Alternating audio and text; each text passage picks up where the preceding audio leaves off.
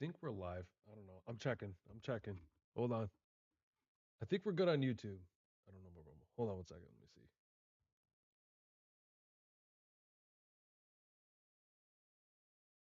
Where we at? What you doing? Trying to make sure my studio's good. All right. Maybe. I think. Well, either way, Metroid Prime 4 Beyond is finally here. And I was actually just getting ready to open up the case, but I figured we can do this together. We'll do a quick unboxing of this. We'll load the game in and we'll give it a try. So, I did post a recent video and I was pretty sure it was not going to be a popular one by stating, hey, the reviews are out and it's not looking too good. But is it, right? And I was just going back and forth. I couldn't make up my mind. Are you guys horrible at opening up games? Because I'm really bad and I don't have like a knife or anything. Anyways, so I wasn't really sure and I kept watching different reviews. And the more I watched, the more that I saw like it was either one way or the other. It's like, hey, if you are a really big Metroid fan and you are in this for nostalgia, great. I think there's a very good chance that you'll like Metroid Prime 4 Beyond. It's like, okay, cool. For those new to the series, probably a good chance you're gonna like it too. Um, but I do see I think the biggest thing for me, there's two things really. It's the motorcycle in the desert, and it's gonna be the dialogue, the boring dialogue. So I'm interested the more that I see other people play the game, what their thoughts are, because I honestly like even myself, right? I'm a YouTube gamer, but people shouldn't take everything that I say and just straight up run with it. I'll do my best to try to give people the best advice that I can give, but like if I'm like, yeah, I don't like this game, like that doesn't mean it's just not good. And maybe it's just not for me. And that's what I always try to say too. Like if I'm reviewing a game that's maybe not really my thing, I think it's important that I state that. Because if you guys, not you, but if reviewers are super hardcore Metroid fans and they're reviewing this game with a really not a very good score, like a 70, because it doesn't live up to the other ones, it's like, well, I think that a lot of times we need to review these games and offer our opinions on both the standpoint of somebody that is a huge fan, and if you're not a big fan, maybe here's what your thoughts are. So I don't know. So I'm still working on the plastic. Idiot. But I try to be as honest as I can. And like I said, my last video, I think all I got was some dislikes. So like it is what it is, man. Desert is legit, like nothing. 18 years to get to this on a new platform. Yeah, that's crazy. That's crazy, bro. 18 years. Here's the front of the case. By the way, guys, I did just get a new camera too, so I don't know if you guys can notice it all. But no game key card. Oh, beautiful. Here's the back. So just so you guys, maybe I'll bring it in a little bit more so you guys can see. Command psychic abilities. Some Spanish that I need to learn Spanish, don't I? Nah. America. Survive the unknown. Well, we'll see about that. All right, we have a play online, discover the classics. Hmm, okay. Scan the QR code to learn more. Oh, Nintendo Switch Online. That's all it is. It's just an ad for Switch Online. Lame. Should get a little Metroid booklet, man. Come on. And here we go. Actually, I should put this somewhere safe. There we have it. See, it'd be dope if like this was purple. That's one thing that I also wish that they would do with the Switch 2 games is like add that little bit of customization like they used to do. Pokemon Yellow would be yellow, just stuff like that to bring the Switch to life. And like this should be purple. Donkey Kong, I think, should have been yellow. It's just things like that I think would have been really cool. What's the other side of the sleeve look like?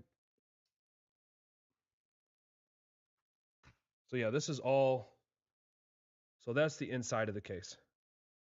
Here, let me see if I can. So that's all we're looking at here. Switch online, that, and this is the full back. One thing that I do like, honestly, is one of my concerns when getting the Switch 2 in the color red that I'm not a big fan of is the side panel things here. And honestly, they don't stand out as much as I thought they would. And the cases aren't also as bad as I thought they'd be either. Not sure if there's a day one patch. I doubt it. But we're about to get started. And if it's your first time here, definitely consider smashing that subscribe button over on YouTube and following on other platforms. Metroid Prime 4 Beyond, baby. Let's go. That would happen again. I missed the booklets. I missed the booklets. I miss it so much.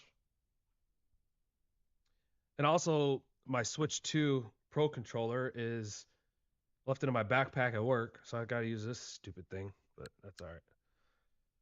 Whew. Are we ready? Let me hit the refresh on this real quick.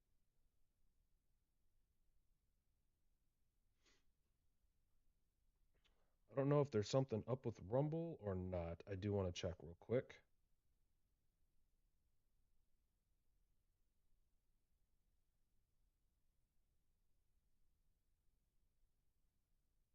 Yeah, that's weird.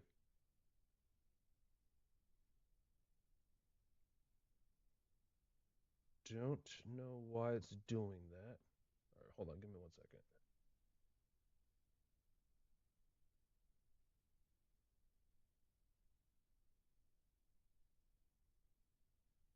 Well, it's just saying Rumble's trying to connect. Wait for the music. Oh, and that's another thing too was the amiibo. I saw that you can only listen to music in your motorcycle if you bought this certain amiibo. So dumb. So dumb.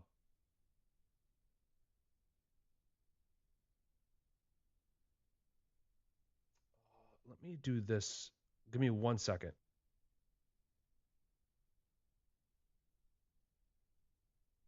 Yeah, Rumble, what the hell are you doing,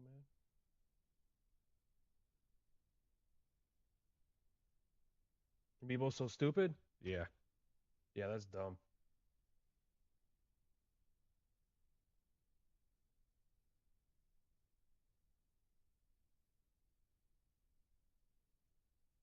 So SharePlay is working, and so is YouTube, but Rumble is not. The heck is going on? All right, let me pop out chat over here. Yeah, and that's my thing too. I didn't want to simply go off of what other reviewers were saying, right? I feel like it's kind of my job also as a streamer to provide the content to you guys. So that's something else to consider too. Cash grab? Yeah, bro, them things are like 30 bucks, 40 bucks a piece. Like you're out of your mind.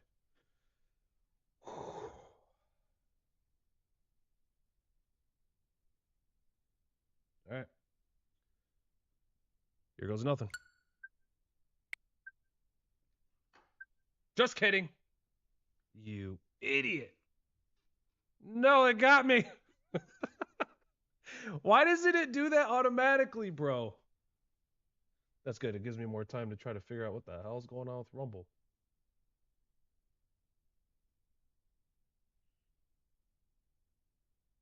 Doesn't make any sense.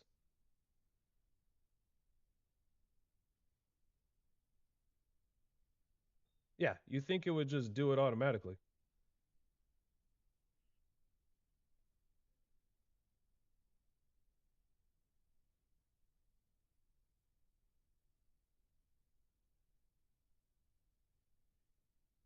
So far, full Prime 4 experience.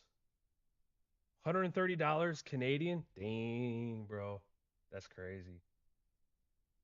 That's crazy.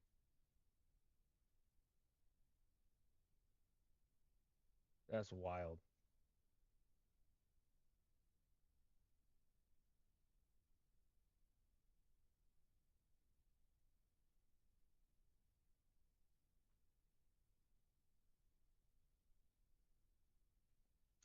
Dang.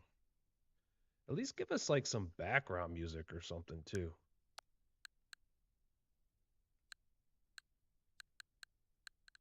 So lame. All right. Well, we're waiting for that. Yeah, I'm trying to figure out what's going on with this Rumble stream. Daily, by the way, I appreciate you being here, man. Bro, I got kids and a mortgage payment. For real, man. And I'm a lot more picky choosy now with my games than I was. Like I'll say even last year. I felt like my own standards and what I my expectations had gone down a lot.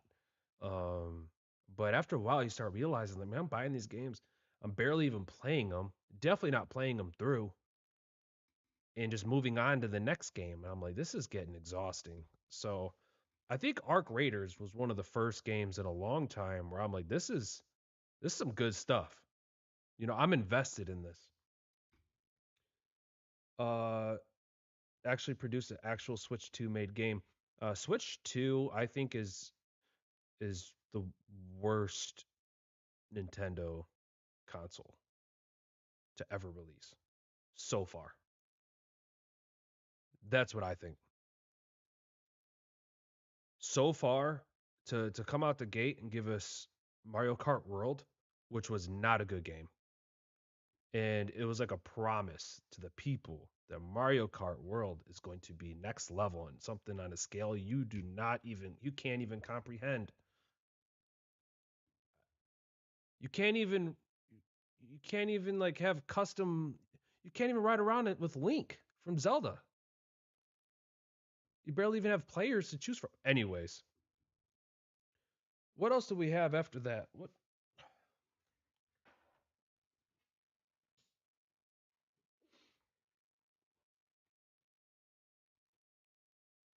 I did get Donkey Kong Bonanza. While I had fun with it, I'd say like initially, like it was something new for like the first couple hours. After that, I was like, okay, like I'm just smashing stuff, and it was actually a very easy game. My own personal choice, I ended up getting Damon X Machina Titanic Scion for the Switch 2, which was also a mistake. I went into it knowing that, but I shouldn't have done that. Should have got should have got that for PS5. But I would like to know from all you guys watching, maybe you're watching this on replay, but what are your overall thoughts on the Switch 2? I would love to hear from you guys. Are you satisfied with your purchase so far? And for me, I feel like almost everything, is hanging on Zelda. We could still play the original Switch games, port them over. Like that's pretty cool. But actual Switch 2 exclusives just haven't hit for me. Coming from the Switch 1, yeah.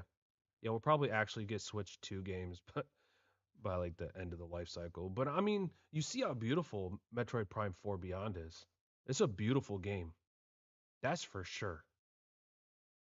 And from all the reviews that I saw, everybody said the same thing that this is probably, if not the prettiest, like Nintendo game that has released, especially even for the Switch 2. So that's really cool. I think sky's the limit on what Nintendo can do. It's just the direction that they're heading is it's scary for me. Nintendo will kill it when the new Mario and Zelda comes out. Yeah, yeah. Those will be designed only for Switch 2. Is that confirmed? That'll only be designed for Switch 2? You're playing 4K? What's up, Walters? Hell yeah.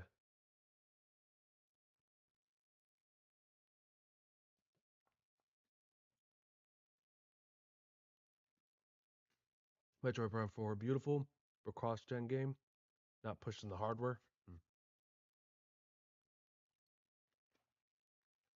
Yo, bro, this is like the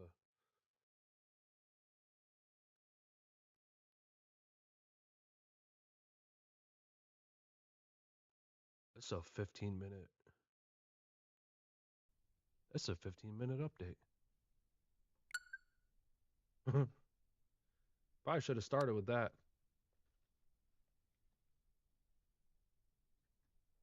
I like that with like PS5, you can put a game in, it'll load it up, and it'll let you know, hey, here's the updates that you need to do.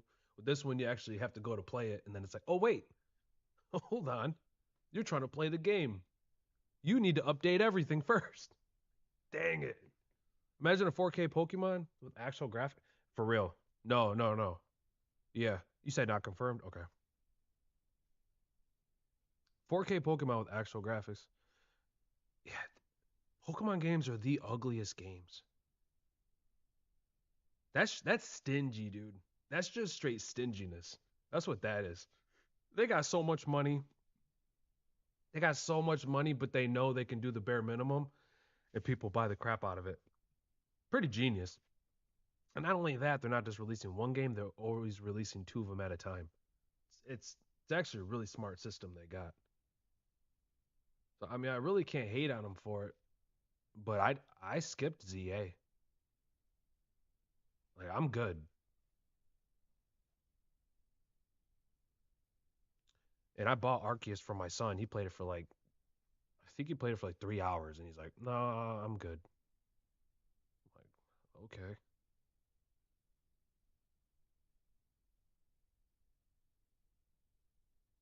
Largest franchise in the world, but I'm still playing Nintendo games. Yeah.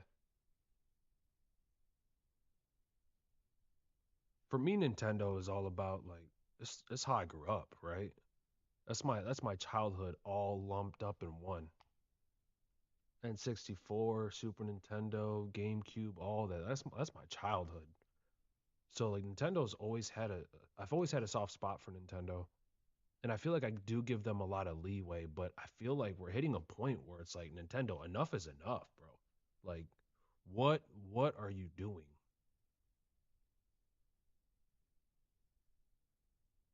Arceus was sick. Scarlet Violet? Oh yeah, yeah. GoldenEye, Star Fox 64. Hell yeah.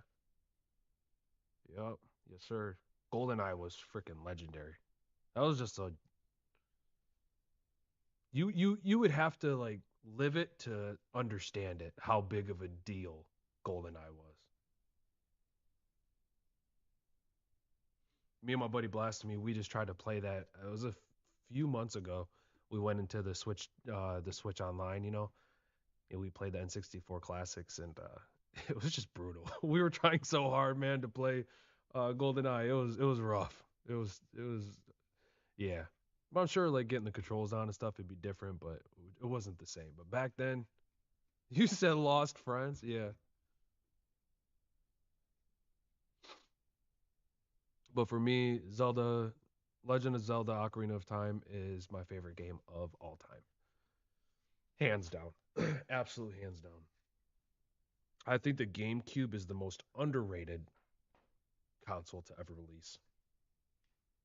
But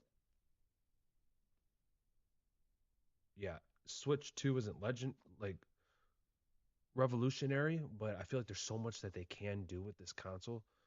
But they should have did like what they do with like PS5 and stuff. Like why could we not download the games to the Switch and then play them instead of having these game key cards?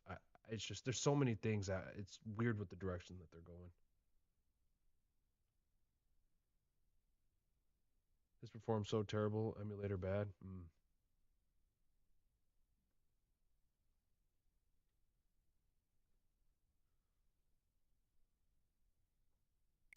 Dude, I did. Why is this taking longer now? We're chilling, I guess. GameCube was more powerful than PS2 and OG Xbox and specs. Dude, it was a really really good system. Really freaking good. Me and my buddy were actually just talking about it earlier today. Just Wind Waker, and I remember when I first saw Wind Waker, I was like, "Oh, they ruined Zelda. They're done. What did they do to Link?" And then I played it, and I was like, "This is really really good. Like really freaking good." So good. Yeah, but there's bangers on that freaking console.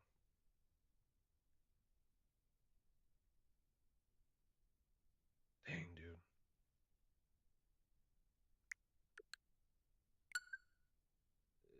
Let me see. Let me look up. Let's see if they have patch beyond day one patch.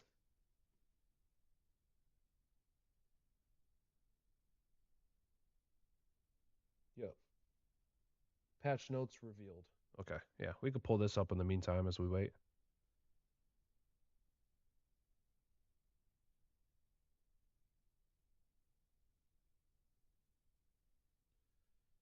Here we have Metroid Prime 4 Beyond reveals new details for its day one update, which adds new features while also addressing some bugs and issues.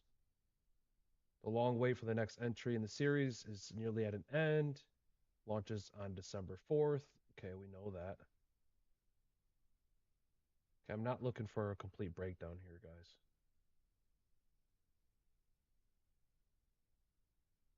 The update itself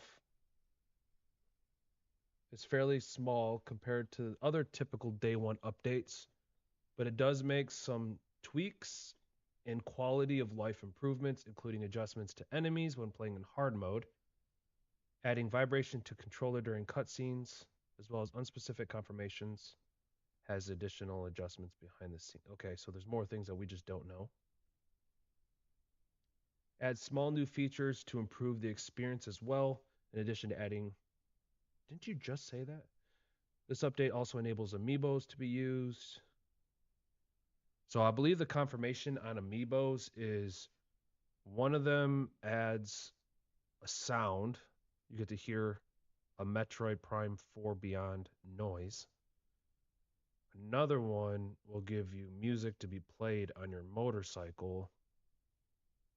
And what was the last? Oh, the last one will give, the third one will give you a cutscene, an additional one that you could see regardless. If you 100% the game, you get to see the additional cutscene. So that's not very good. I think you should be able to have at least a way to customize your motorcycle. I think that'd be pretty dope. It's also worth noting Metroid Prime 4 Beyond is a hybrid game launching on both Switch and Switch 2. Patch notes. See if we missed anything here. Okay. Rating information. Don't care. Condition for unlocking some movies in gallery has been changed. Oh, nope. I was wrong. I think there's either another amiibo or I missed something. There's an amiibo I believe that gives you health recovery and like something else like once a day, like maybe a revival or something like that.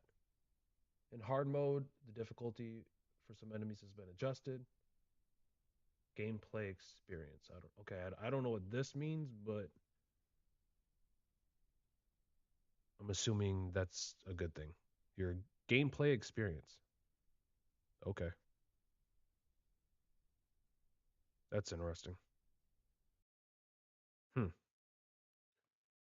Improving your gameplay experience, huh?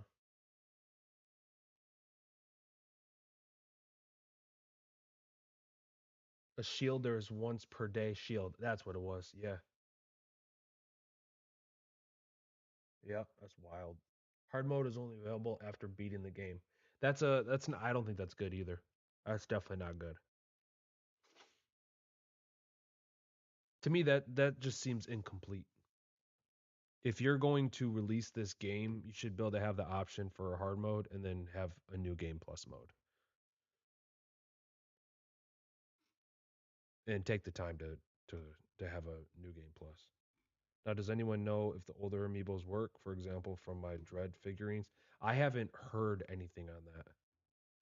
I haven't gotten any confirmation on older amiibos doing anything for this game. I think that's a valid question, though.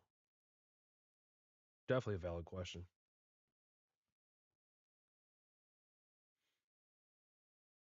Do I still have the box for this thing? Nope. Yeah, so I got the Obsbot. Is it the Obsbot Meet 2? Is that what it's called? New camera. So that's what I'm using right now. And what I actually also have is I have my old camera set up on the side here just for an extra angle. But I really like this new one because I can mess with the ISO and stuff. And I feel like there's not as much noise in the background. So I don't know if you guys can notice. If you're new to the channel, I mean, you obviously won't. But I think for me, I notice the best when I'm full screen here. I think it looks better, and we're able to do 4K. Be right back. Need to get food. All right, man. Sounds good.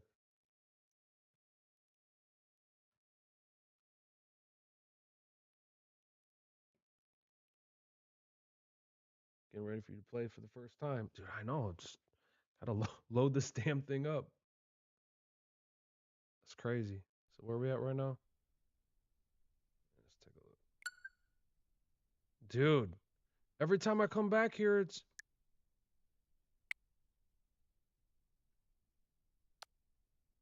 how is it more time every time I come back here? They just keep adding time.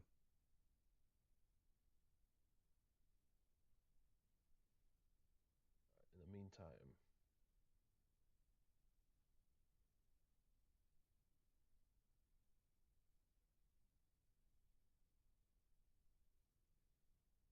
15 minutes? Oh, yeah, you're good.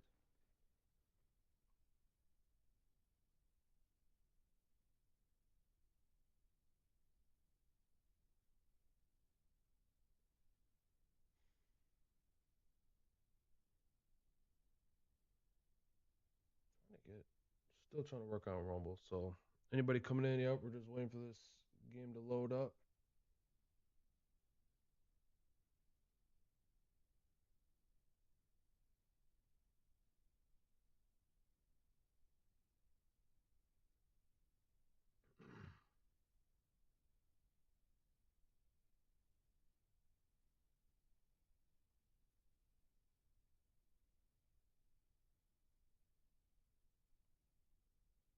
Rumble down?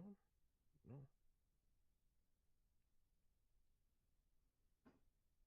Going to Texas, coming back with barbecue and playing a hockey tournament. Nice. Heck yeah.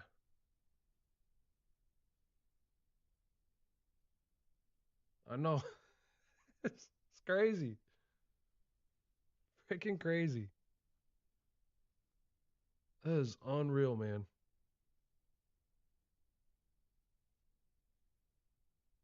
It's like we're waiting on our dial up to kick in or something. We're just missing the dial tone. So at least we did confirm that there have been some fixes with the day one patch. So that's good.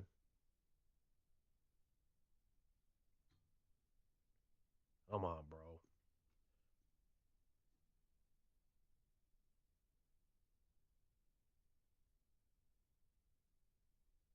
Let's pull up some stuff here. No, not studio. Let's see. Gamer Ranks has a vid. Let's check that out. You can.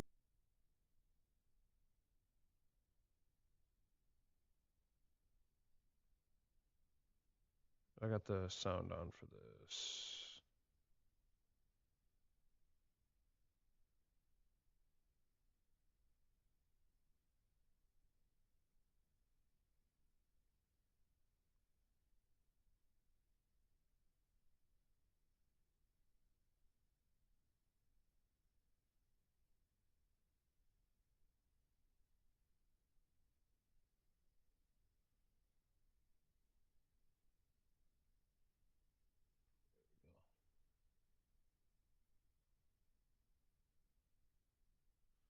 All right, so we'll check out vid by Gamer Ranks as we sit here and wait. Might as well. with another episode of Before You Buy. That show will give you some straight up gameplay and our first impressions of the latest games releasing. As usual, it's me, Jake, and today we're talking about Metroid Prime 4 Beyond. Now, keep in mind, this is just My bad, first guys, my impressions bad. because we don't get our hands on Nintendo games early, typically, Holy crap. so we just jumped in, played a bunch, and we wanted to give you some info. Of course, Metroid Prime 4 is significant because it's been a really long time. A really long time since the last game, and a long time since they initially announced this game, meaning people have been waiting for it for a long freaking time. And there's going to be a lot of conversation out there, like, does it live up to all that hype, those years, those expectations? And I'm not quite sure, simply because it is cut and dry, just another straight up old-fashioned Metroid Prime game. Does it bring a lot of new things to the table? Yes and no. Some of them aren't really worthwhile. Since multiple console generations, years and I've been doing years, a lot of and then Arc also Raiders. years of development time, a lot of people were probably expecting this next Metroid Prime to blow the lid off things and really change up the formula. But nope, it's pretty straightforward. Maybe it went through some development things. I know, like, it was rebooted, a different team worked on it, and maybe they didn't have enough time, but essentially, despite being on technically kind of cutting-edge hardware with Nintendo Switch 2, the game feels pretty old. Now, on the flip side, if you just... I've heard that a lot, and we kind of mentioned that earlier too. Just simply how people, if you have that nostalgic feel, because this game almost runs like an older game too. But do I have desktop audio? Yeah, I do. Okay, but interesting. wanted more Metroid Prime and you just wanted, like, kind of comfort food, then you get that here. It doesn't top Metroid Prime 1 or anything like that, but definitely tops 3 so far. To be completely honest, even if it doesn't reinvent the wheel, I've been having fun playing through it. It hasn't been the most engaging Metroid, so to speak, but I've been having a lot of fun. I just crossed the 10-hour mark, and I've seen a lot of what the game has to offer, so here's essentially what it is. After a really awesome kick-ass intro. Like, I'm talking, this intro is peak. After that, you go through the typical thing where Samus loses all her powers, she's on an uncharted alien world, and she has to figure out what's going on. This uncharted planet was inhabited by a race of aliens that essentially want their legacy preserved. They're no longer around anymore, but they left a lot of things in place to preserve their legacy and their history, and they were awaiting the chosen one to come, and that happens to be Samus. Specifically because at the start of the game, she gets imbued with psychic powers, which kind of add a layer onto your typical Metroid abilities. And it is fun to see how these progress. Instead of just your regular beam, you know, your blaster, you can imbue psychic powers and then shoot a beam that you can then control and steer in the air like the rocket. My question is, gaining new abilities, is it actually helpful to gain these new abilities, or is it just simply to get you to the next area? That'd be my question. Not a big deal, not a game killer if not, but is it unique to gain a new ability and extremely beneficial? Rockets from Metal Gear Solid. Your Morph Ball gets a little different functionality. The lasso, the pull function is now like a psychic pull. Any boots you get are now like psychic boots, so it's kind of an interesting little tweak on the formula. But ultimately, you're thrown into this world and you're tasked with finding 5 special keys. And essentially, each key is in its own separate themed dungeon. In between all these dungeons is like a vast stretch of desert. A big kind of open area where you're free to ride around, explore a little bit, and go to the entrances to the different dungeons. You do this by riding a cool-ass motorcycle. It's called Viola. The design of it, the sound of it, all of it is cool as hell. Very sci-fi, but very Metroid. Ultimately, it goes pretty underutilized, especially in the open desert area, because this open desert hub area doesn't feel like it really adds anything. And honestly, it kind of feels a bit unnecessary because it's pretty barren and there's not too much to do in it. There's a few things, like, 2 or 3 different types of activity, things to discover, but they're pretty slight, and ultimately it's just a lot of large stretches of land that you're not cruising through very fast despite your awesome motorcycle. There's some crystals to crash into and collect. Every once in a while you come across a cool jump, but ultimately it's not the most exciting stretch. What is exciting is when you get to these dungeons, because then you fall into your typical Metroid Prime fare. And I say Metroid Prime specifically because it just distinctly has that feel. The layout, the way it's all designed. Like, if you've only played 2D Metroid games, obviously this is a great first-person translation of them, but it's a little simpler in some ways. But it has that style of progression where you go through, you encounter locked doors or walled-off areas, and then you acquire abilities, you fight bosses, and then you learn that you can use these abilities and go back and open up new areas. I wonder if people that are new to Metroid Prime, like myself, I played the first one a little bit, but I can't even remember my experience, to be honest with you.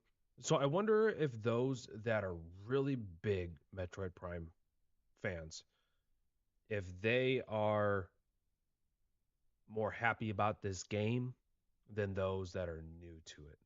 I feel like this experience, from what it seems, is almost geared towards people that are new to the experience.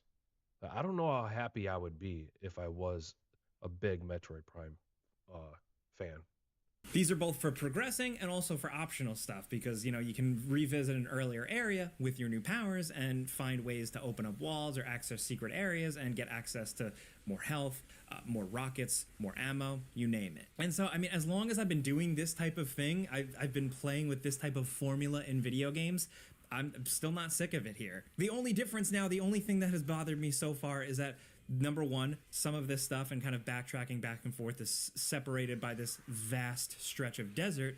And then also from there, when you get to some dungeons or some areas, you have to trigger kind of like a big bridge that loads you in. Then you have to walk through a wall that kind of feels like a loading screen, leading to a lot of areas. Like if you want to do the Metroid back and forth exploration, like revisiting areas, it feels a little bit tedious here because it does have an added layer of what feels like kind of outdated ways of structuring off areas through the loading and through these like tunnels essentially. But where it has excelled so far is in the music, the presentation, the atmosphere, and the boss battles. I've encountered some pretty over-the-top, pretty cool boss battles. It starts off very strong, there's some ups and downs, but ultimately I was pretty engaged by the boss battles and how some of them would require you to use your new abilities. Looks really good. I do wish there was more enemy variety overall, like there's one type of enemy that has some variants that tends to pop up in various places. But I gotta say, the game does a good job with these environments of inspiring like a whoa, like a cool, like holy shit space exploration type of feel. The level of detail is really good, and considering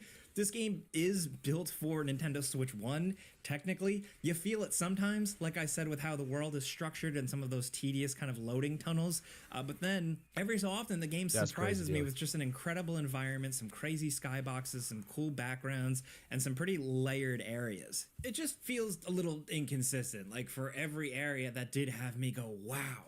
I also walked through a lot of... That's really pretty. Really and then you see the stupid desert. Like, plain, empty, barren hallways that kind of all they should have went linear. They should have just stuck with linear experience, man. Look alike. I'd say the good outweighs the bad here, but it's definitely significant. One thing I do want to acknowledge is the fact that the game does have NPCs that pop up and help you, and they talk at Samus. This, if you've played Metroid Prime 1 specifically, might feel like a little out of place because the old Metroid games and Metroid Prime were kind of built around the sense of loneliness. It's you on this planet alone exploring. Now you have people chirping in your ear, and they're kind of annoying and generic, and they don't really add anything. When the previews came out, and I talked about this as well, much had been made about Miles McKenzie, kind of like a bumbling comic relief character, the scientist character that helps Samus. After you first encounter him, he does fade into the background, but every so often you still have to visit him. Every once in a while, he's still going to chirp at you on the radio, and then, believe it or not, you actually encounter other NPCs as well. Now, Metroid Prime 3 had voiced characters and stuff, but like not a lot of like running around with characters in the environment. And here, I think that the attempt... Yeah, but you're also running around with them. And from what I heard, that you need to revive an NPC if they are down. And if you don't, then it's like mission failure or something. I'm interested to see if he talks about that too.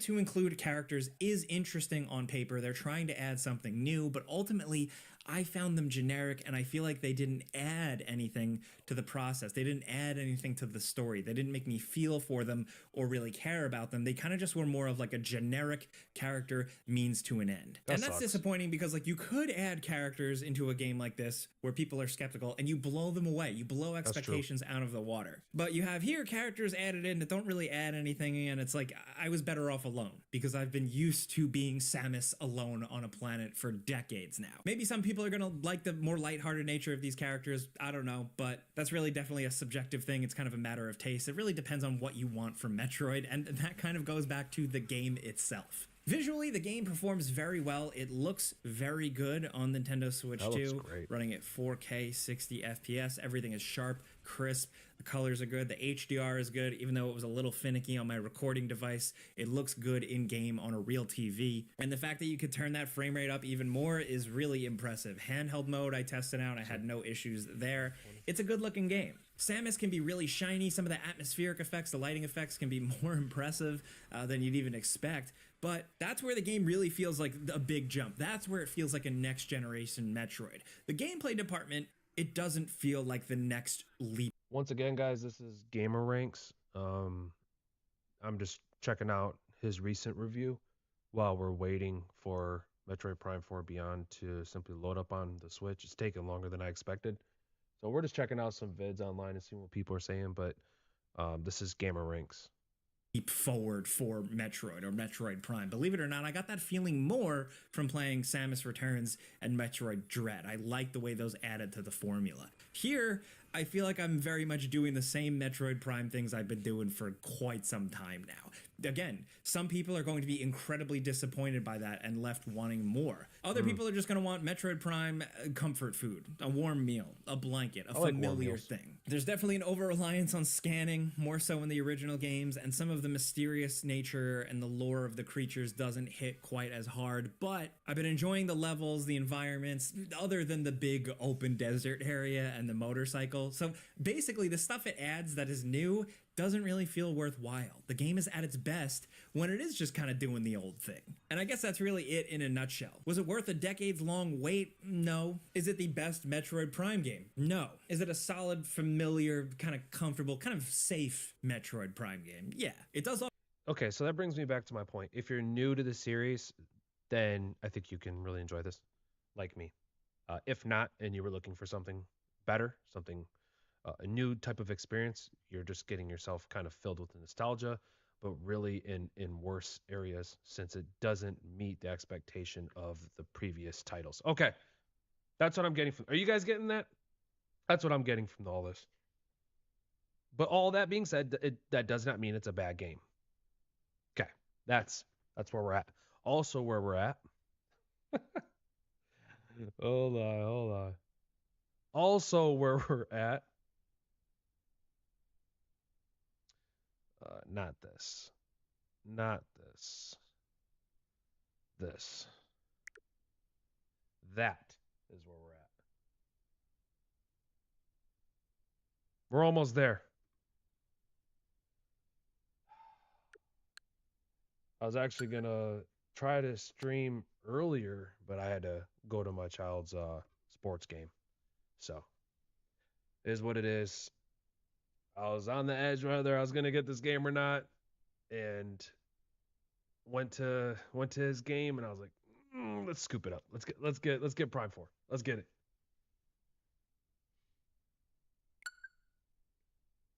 That's just gonna drive me crazy if I sit there and look at that. I wish I could just play another game in the meantime, but I'm pretty sure that pauses my download. But yeah, appreciate everybody that's locked in, hanging out with us. I don't know, like me, you guys probably have to work tomorrow, so I will try to stream as much as we can here. Probably turn this into probably 4 parts.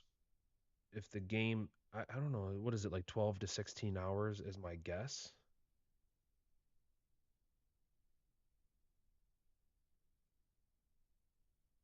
Did who win?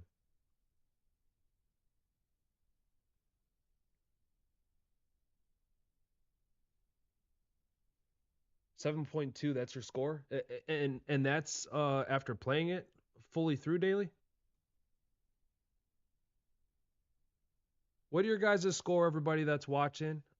If you've played the game, what's your what would you give Metroid Prime 4 Beyond?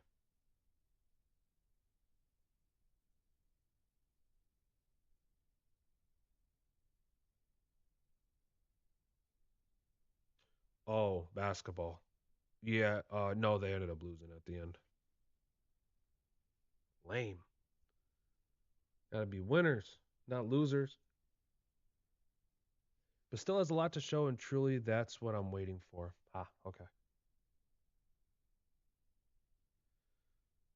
Yeah, I can definitely see how why this is a an 8 out of 10. I can see that. One thing I do like though is that we're above the surface in a lot of ways. Yeah, I love that. That's one of my favorite things about games where you're when you're down below in nasty caverns and dungeons and stuff like that. I hate being stuck in those areas, but when you finally like make it out and you can see like the sun come out and beautiful greenery, like that's my favorite. When you can appreciate leaving those places, like kind of like that Oblivion, right? Or the good old Elder Scrolls or Elden Ring, yeah. Losers make winners. Okay, that's fair. Is it online only or does it have a good campaign? What's up, Joe? So Metroid Prime 4 Beyond is not online. It has no online. It's only campaign. Yeah, only campaign. No online play. Character building. Hope the little guy does get a win before Christmas. Facts. Appreciate that, Daily.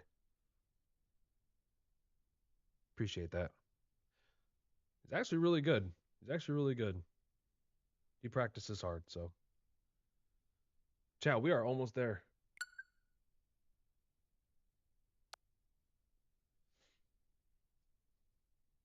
But it's nice to see a game get a score that it's kind of like deserving of that score compared to shit, what was that game? Oh, the really woke game came out for Steam and PlayStation and all that.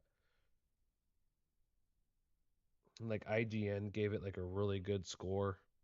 And then they gave Arc Raiders like a bad score and just inconsistency. I mean, you can't win them all, right? But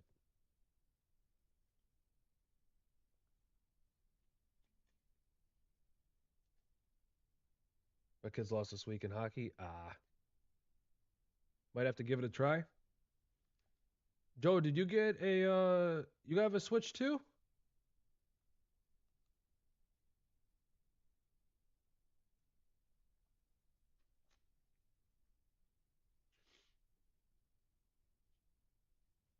Well, actually, this is for the Switch 1 also. So if you have a Switch 1 or 2, you can get it.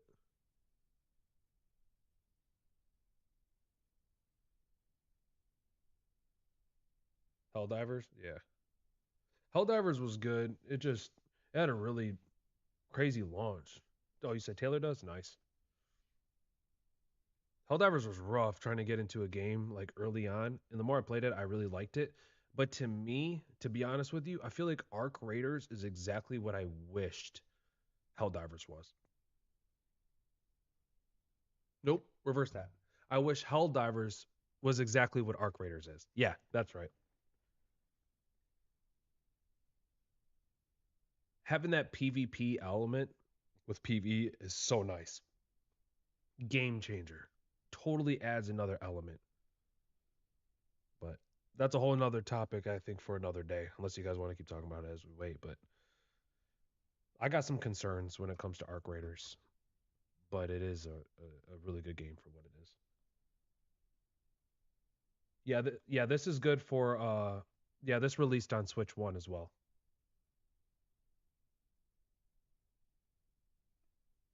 So we're about to see for ourselves, but like Gamerang said, it has a really strong introduction. So I'm very interested to see that. Really excited about that.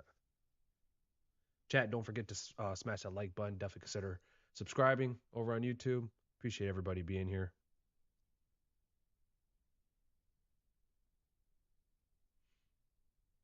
What other games are you guys looking forward to?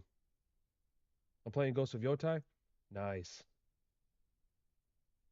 That's another one I skipped out on. I was really close to getting it. That's one I'll probably get eventually when it's on sale. That I had high expectations for that one coming off of Ghost of Tsushima. Yeah, I could go off on this, but I'm still enjoying it. Yeah, so good. Word. Okay. Okay. All right, Daily. Okay. Says so good. All right. Jinsakai. Yeah. Games I'm looking forward to. Words. Yeah, I think the biggest one I'm looking forward to probably that's been released that like we know of is Crimson Desert. Crimson Desert is high on that list. That game looks really dope. And then there was the that other game actually that they just came out with a video for. It was a introduction trailer. Looks really good. It was like Souls like, but it had like Final Fantasy 16 elements to it. It looked really dope. What was that game called? Annihilation? Something. I know I'm close. I know I'm close. Tides of Annihilation? Is that what? Tides of.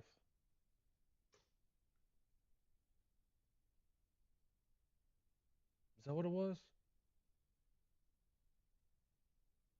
I'm pretty sure that's what it was. That looked pretty cool.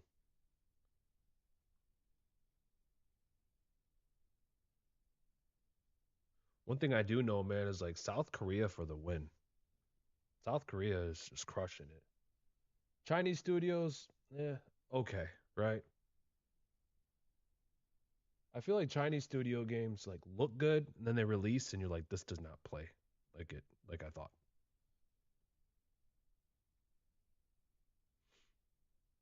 Chat, we're almost there. Okay, not bad. Not bad. You said Horizon 3? Hmm. Okay. Okay. Stellar Blade 2, hell yeah. That's a game I didn't know if I would go back and play again. I would definitely consider doing another playthrough of that.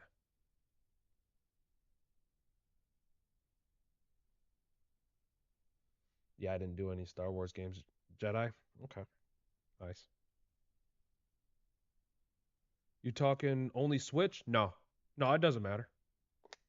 Any games. I was thinking about getting new Battlefield. It should be getting Borderlands 4 soon. Nice. Seems like if you like Borderlands, then Borderlands 4 is pretty good. Outside of that, yeah, I didn't look too much into it. Seemed like it was an okay launch. Probably one that is probably good if you can get it on sale. But the new Battlefield was also fun, but it was just once again like I literally bought Battlefield and like right after I got Arc Raiders. I promise you guys, if you're not playing Arc Raiders, play it. Even if you don't like extraction shooters, like I do not like extraction shooters. It's not my thing. It's not. But Arc Raiders is. I feel like a lot of people are like that. They're like, dude, like I don't do extraction shooters. I'm like, just try it, just play it. Highly suggest. Well, Battlefield's a fun pick up and go game. I need to eventually return to it.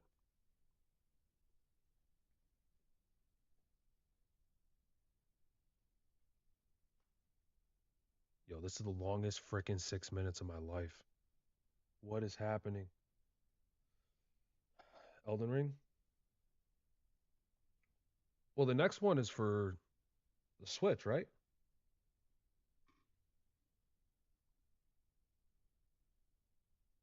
Well, not Elden Ring, but From Software game.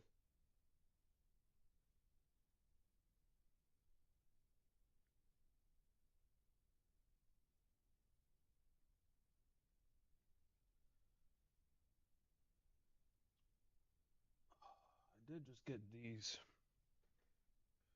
So when before Monster Hunter Stories 3 comes out, I did get this for Black Friday. So Monster Hunter Stories 1 and 2. The downside to this game or games on this thing is one of them you have to download. Pretty stupid. Like pretty dumb. It should all be on the freaking cartridge, but it's not. So, but it was a really good deal for Black Friday, so I was like, you know what? Like, it was like a half off, if not more, to get them bundled in together. And then I did get Mario Galaxy 1 and 2. Like I had to make sure that I had this. So I'll probably be saving this one closer to Monster Hunter Stories 3. It'll just be nice to get like that Netflix feel where it's like you got all the seasons right in front of you right before a new one comes out. So baby, let's go. I played a little bit of Monster Hunter Stories.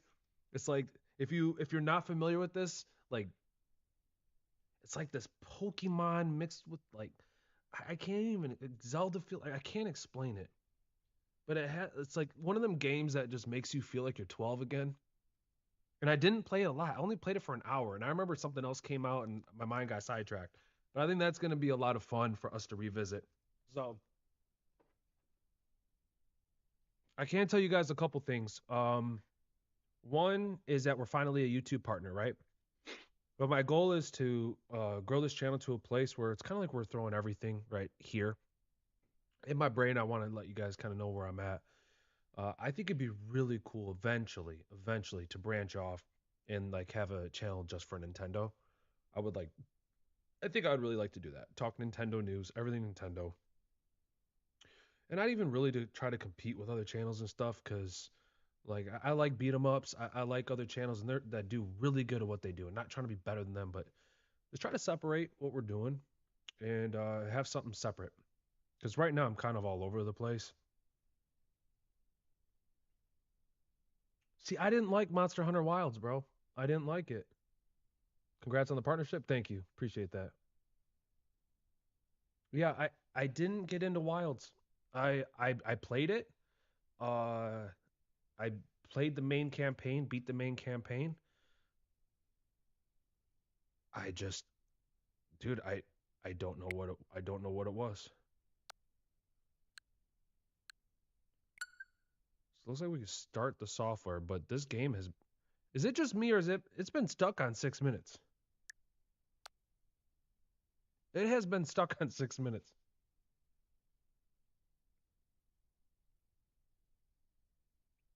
What do you mean RGT is a friend? Like personally, you're friends with RGT? If that's the case, that's super dope. But yeah, I watch RGT. I like that RGT. Um, it's like I'm not a Nintendo streamer, or this is not a Nintendo channel. Like yeah, it is, bro. Yeah, it is. Yeah, it is. Yeah, what is good? Yeah, like you're personal friends with him, like personally.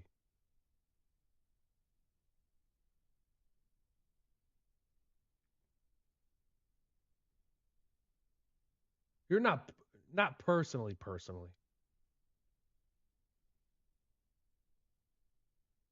Daily, quit messing with me. All right, let's see if we're still on 6 minutes, bro. Hey, let's go. Look at that.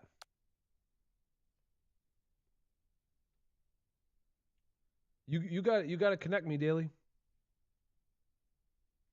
You know what I think would be really dope is like getting on like Spawn Wave and shit like that, like the Spawncast and shit.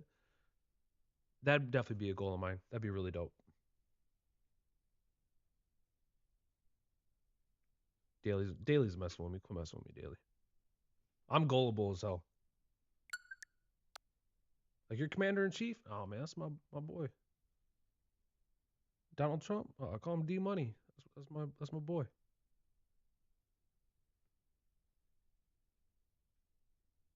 Shut up. Yo, that's wild.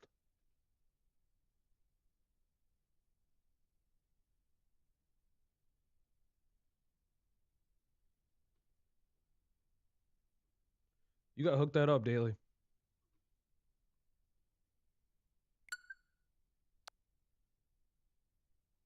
Yeah, Spawn Wave. Yeah, John. Yeah. Yeah, I got you.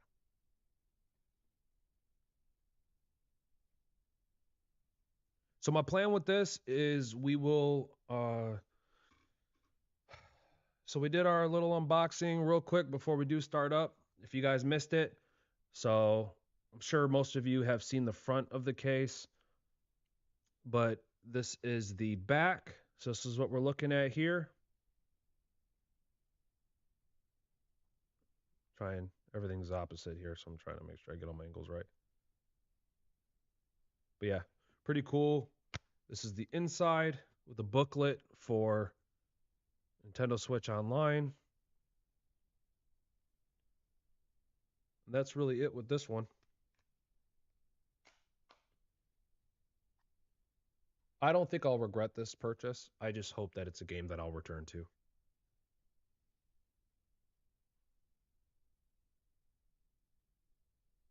Can't believe you popped up on my feed. Hell yeah. Oh yeah, I appreciate you being here.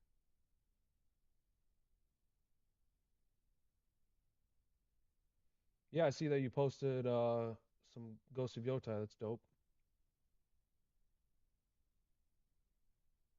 Dang, other than that, you posted a year ago, then 10 years ago. That's wild. 10 years ago.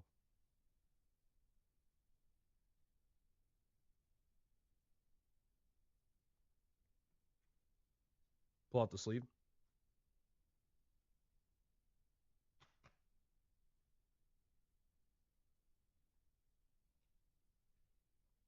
Yeah, pretty cool pick.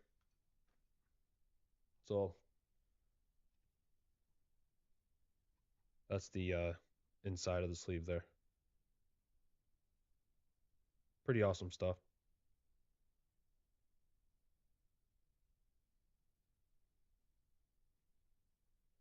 I'm sure there's going to be some really cool like wall posters and stuff like that to get for this game.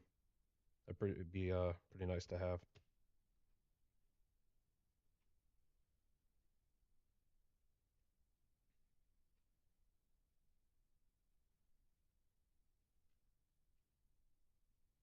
That's sweet. That's really dope.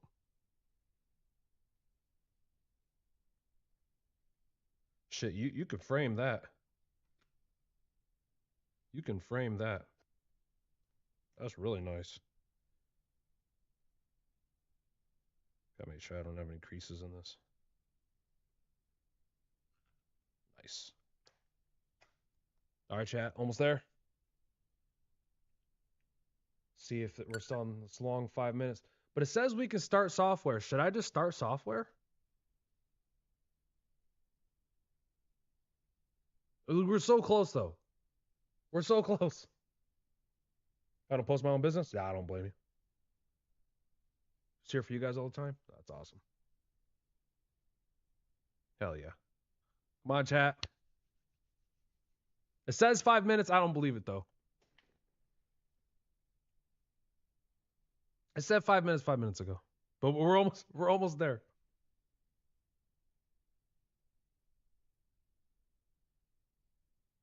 So if I hit start software, does that mean that I miss out on day one patch? Patience is key. Oh.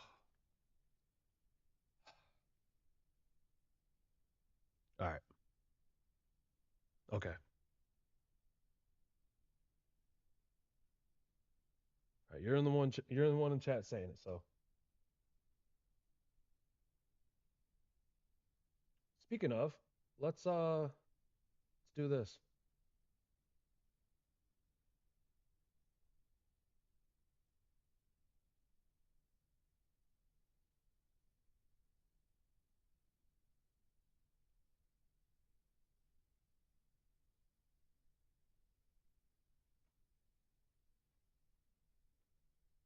There's the homie John. Okay, so desktop audio. Maybe I should unmute my tab. Unmute my tab. What do you guys think? That might work? Certain amiibo usage and features that are locked behind these pieces of plastic. And I did have a chance to play the game yesterday for about 5 hours after taking a trip to Australia, so I can give you guys some of my early impressions around the game as well here today. Also, we are going to be talking about the situation around RAM and component shortages for PCs and gaming getting worse as a major has continued since reviews dropped, and it's still sitting, from what I've seen at the time of this recording, at an 81, and it's worked its way up. So that's what it was before. So it could go up, I guess, to an 82 and 83, maybe before it completely settles in. But with all of that, it did leak online. It took a while, actually. Generally, you're used to these games. By the way, if you guys aren't following Spawnwave, like, I'm not trying to get any type of kudos like from John here, but what I'm trying to say is 757,000 followers, definitely worth it. I think this guy should actually have a lot more than that. I watch Spawnwave every day, and he does a really good job with news updates and stuff. So just want to give him a quick shout out. Leaking a week before they come out with retail, especially when copies just kind of break street date. But the Switch 1 version in particular didn't seem to get out there that much. However, now that it's on sale and in multiple regions and stuff, yeah, it got dumped and uploaded online, and that's just kind of what you expect from Switch 1 games. Not Switch 2 games, though. So, I mean, Nintendo's just about out of the woods, I guess, for some of their big releases that will mostly just be releasing on Switch 2. They will still have some games on Switch 1, but mostly like smaller titles. Think of Rhythm Heaven, right? Tamagotchi. So his title here is a Metroid Prime 4 feature causes backlash online. Life, that's next year as well. But from there, people have been playing Metroid Prime 4. As I mentioned, I was playing it yesterday, and it seemed like many other people, man, just a lot of people went to Australia yesterday. It was wild stuff. But people have been posting some videos of this, and the most controversial part right now of Metroid Prime 4, and I completely understand, again, after playing about 5 hours or so, is that desert area. Because it really doesn't feel like a Metroid Prime game. Actually, the first 2 to 3 hours, I will say this, feels very much like a Metroid Prime game. I'm playing this, I'm like, wow, this is good. This is great. And so I'm going through, and then you get to the point where you get your bike and you get out in the desert, and it's like, what is going on here? It seems almost like. Why did they do that? Why did they do that? I'm so confused. Were they taking like a hard look at Breath of the Wild? Or, like, seriously, and I understand now why people are making the comparison. I do. Like, you're on your motorcycle, choosing your next point that you go to. I don't know yet if we can choose wherever we go. If so, then that does make sense that people are comparing it to Breath of the Wild. But why? He just said the first 3 hours was a lot of fun. It was awesome. Great experience. And then they make this shift. Like, who would do, why would they do that? Like, it was just put in the game. It's like, okay, this game should be open world. How do we make it open world? Bike, desert. That's it. So it's a very lonely area. There's not a lot going on. Occasionally you'll drive past a few landmarks, and seems like there's upgrades in there. I don't have everything to open up all the pathways and stuff. So, you know, I'm like, they're marked on my map. I'll come back to it. And mostly you just kind of roll around and you go to points of interest that are parts of the story and the main path line that you need to do. And that's kind of where I am now. But I did notice something, and it seems like other people did. There's no music.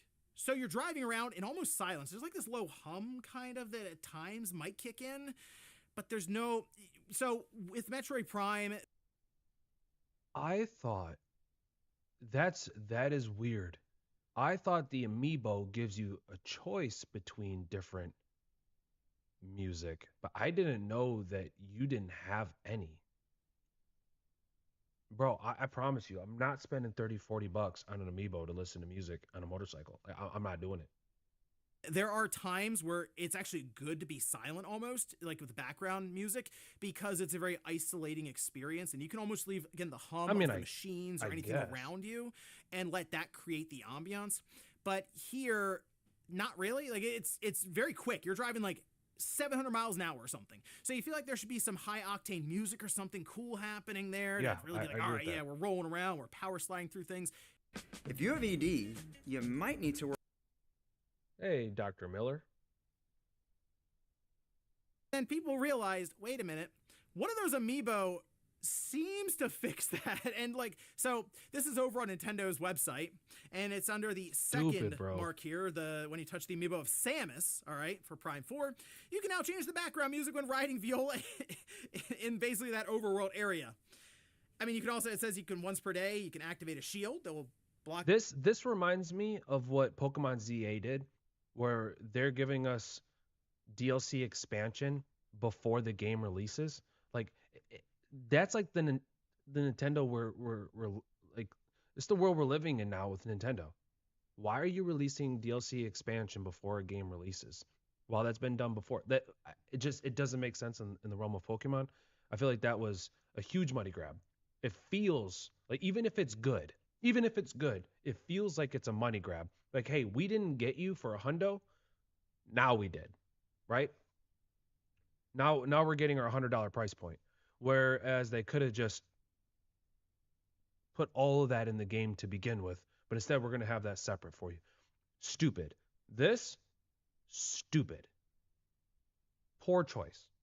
Poor choice. You're taking away the quality of life from a game. I love how I'm complaining about this and I just bought it. But anyways, you're taking away the quality of life from a game to make it a better experience, but you got to pay separate for it. I don't understand the direction. Up to 99 damage, and when the shield is activated, Samus's life is also restored to full. So, that top line is craziness. I don't know what that is exactly. Why obviously they want to sell amiibos, but I feel like you could have removed that top line. And I do want to look at these. Sylux. That one is pretty dope though. Samus and Viola. So just different poses. Dark Domes, that one's dope too. Metroid Dread. Okay. it could just be like, you get a shield that makes you stronger, and your life comes back. That's all you really need these amiibo to do, because while I know some people are using them all the time, I think a lot of people also just buy amiibo because they look cool, and they want to put them up on their shelf. Yeah. This seems egregious. It's like, whoa, wait, hold on a minute. You need to buy the 30, because again, amiibos are getting more and more expensive. The $30 amiibo to change the music, or have music really, when you're driving around. That is wild stuff to me. That is actually egregious for all of this. So it's weird because it also damages the game to a degree. Those sections will be more, I don't say bearable, but just that's why I like him, with music in the background without having to buy the amiibo to do it. Otherwise, though, all the sections that are trying to be like Metroid Prime so far, I think have done really well with it. Miles McKenzie was mentioned again a lot of the previews, and you do see him. Yeah. I've seen him in the game. He's made himself known, as what we'll say, early on. And really at this time, since I left him where he was, I haven't really heard much from him. There was one time, though, I will say this, when I'm driving around the top overworld area in the desert, and I opened the map because you're looking around at points of interest. They highlight a few for you to go to. I'm like, okay, let me see what we have here. As soon as I open it, he says, hey, did you check out this here? Maybe you should try this one here. And that's where yeah, but can you turn that off? Can we turn that off? Is there, this is what I call the Horizon effect. This is Horizon. Aloy, you should go over there. You made a left, but let's make a right. Like, come on. I was supposed to be going. And I was kind of just driving around looking at things. Can we turn it off? On the map. Yeah, I'll look at. So he kind of just, not only does he point it out, the whole thing moves the cursor to it. And I'm like, oh, okay, well, I guess I don't have to necessarily seek that out now. It's kind of been marked on the map for me. So if that ends up being a consistent thing, yeah, that would be pretty annoying. But I will say this, Miles McKenzie, not following me around anymore, at least. Next up, let's talk about a major manufacturer. All right. Okay. Well, there you have it. Well, I'm happy that I have these thoughts in my head, and it's not just me just lashing out on like having these stupid thoughts. Like that's making a lot of sense. You said your face clipped that right now. Paid to play in the reverse order for $100. Yeah. So a piece of plastic with an NFC chip, because we all collect these things, locks all that content. What's next? The red Samus suit, amiibo unlocks multiplayer. I'd get that one. Okay, I'd get that one. Yeah, but yet you're a streamer that I'm watching is still waiting 4 minutes to play the new title without day one game update. Hey, we got 1 minute. Hey, mark your clocks, guys. 1 minute. I don't know what time they're dealing with. If we're converting like time from Japan to like here or what, but I promise you guys, when it said 6 minutes, that was literally like 25 minutes ago. It's 10:11 my time right now, Eastern. And I think we tried to start this. I don't even. How long have we been live now? I'm losing track of time. An hour. That's wild. That's wild. So honestly, we've been waiting. Hour and 16 minutes. So we've been waiting. We've been waiting an hour. Yeah. That's crazy. This is awesome. Facts. Facts. I love this. The anticipation. I'm here for you guys. You see, this is what other streamers aren't giving you. This what we are doing here, this is the full experience. Everybody else, they just jump right in and you're like no curiosity, no anticipation. Like you guys get the full experience here at B Sparks Gaming. The full experience. I'm doing this for you guys. I think at this point I'm happy that I've seen enough content to have a good understanding of what we're walking into. And you know what? And as of right now, I'm comfortable with the purchase that I made, but we'll see, right? I want to at least oh, we got to get at least an hour in. Bro, it's downloading, not installing the update. We better be good. That's all I know. Chat,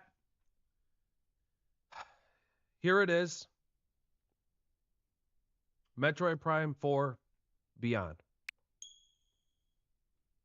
Thank God, about time.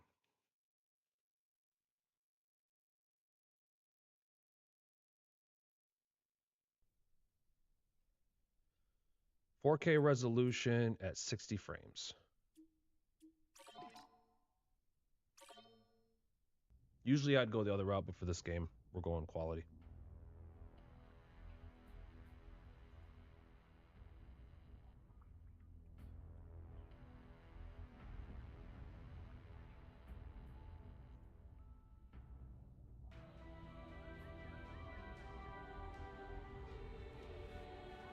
Okay.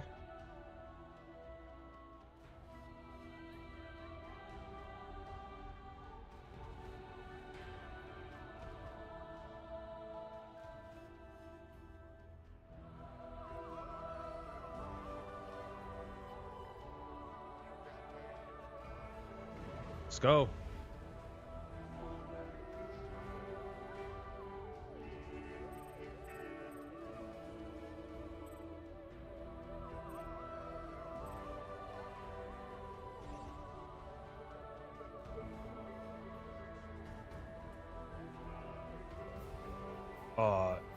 Yeah.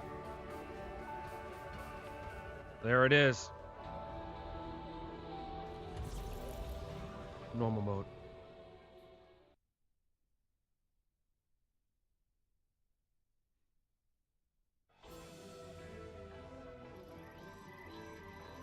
It's Cosmic Gear 20X9, determined to defeat Samus and the Galactic Federation. Sylux and his army of space pirates launched a series of attacks on Federation research facilities.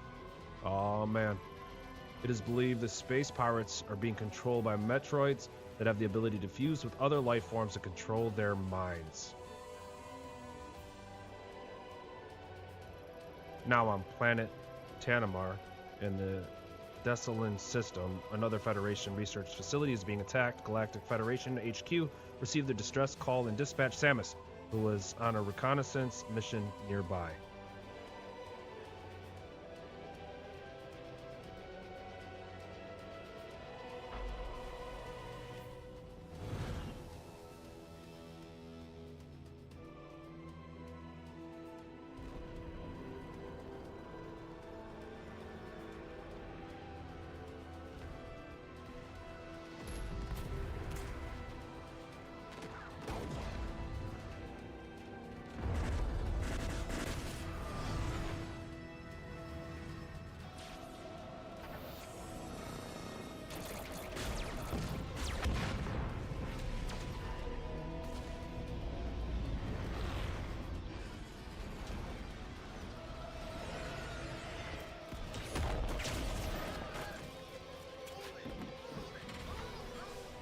This looks really good.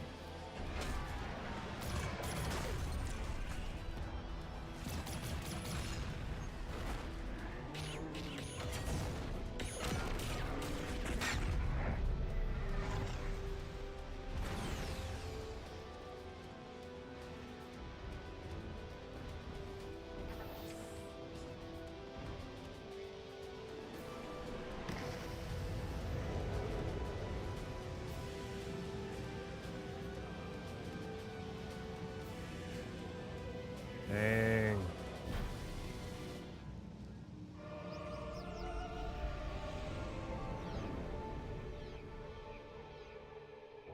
As my son would say, that's aura.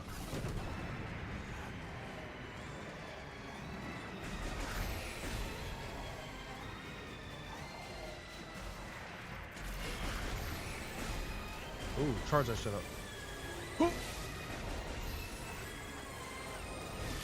Oh, I'm gonna have to get used to this. So it's like it doesn't just auto lock, you gotta actually move this thing. Oh, oh.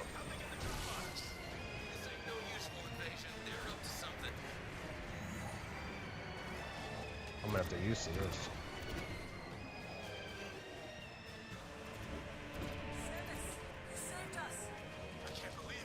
Yeah, I did.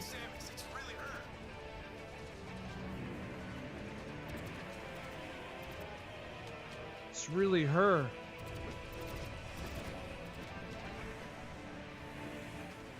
Dude, this is so weird.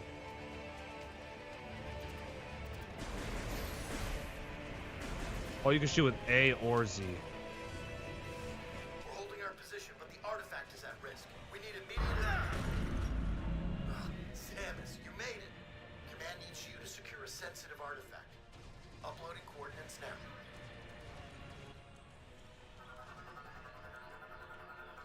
When you're ready, scan the door and head through.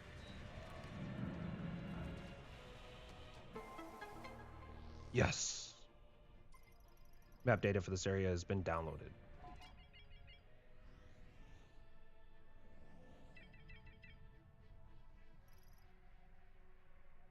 Okay. I like the map on the right side as well. Press X.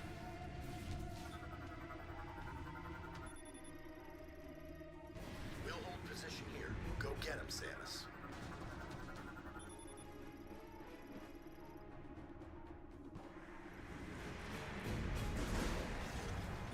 Whoa.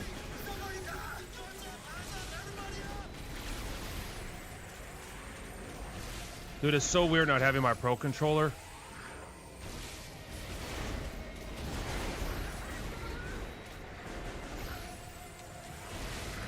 Get up.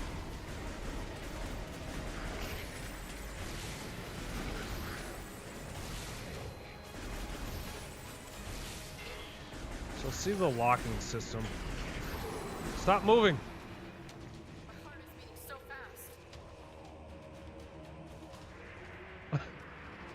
My heart is beating so fast. My heart is beating so fast.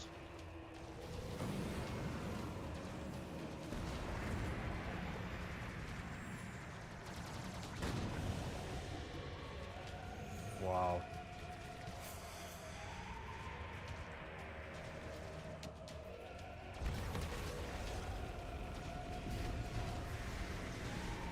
Press Y.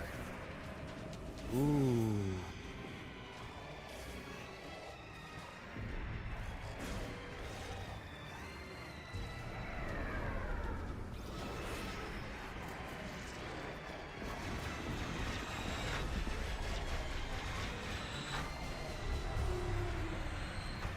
Holy crap.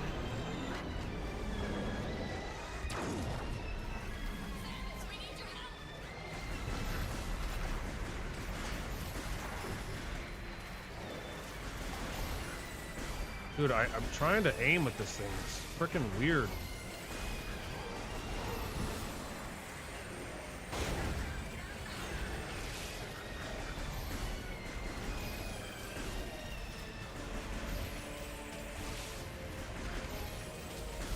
This guy's dodge everything.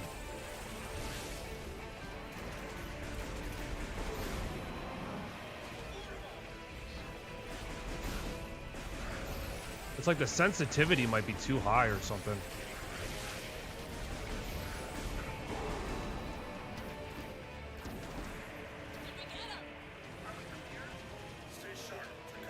Press A to attract pickups.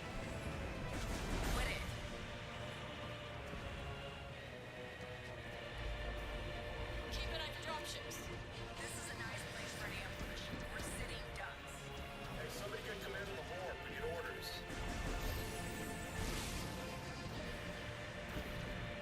Can I? Whoa. We'll keep our eyes on Scout.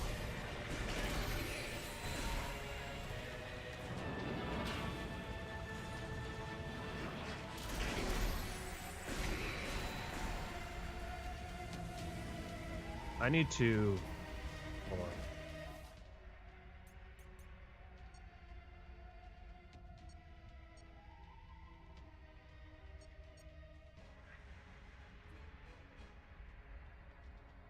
I feel like that would almost even be better. Is there a way to fix the sensitivity?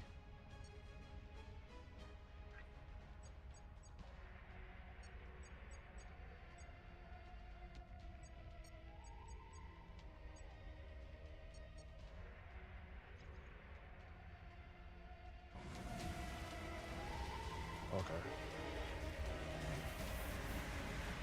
We gotta turn into a ball. Which button was it? Huh. Oh, that's sweet. Pilots are attempting breach on your position. Uh, Pilots are gonna blow the door. Do you copy? Give me someone on that door. Take them out now. We're trying. Can't get a shot.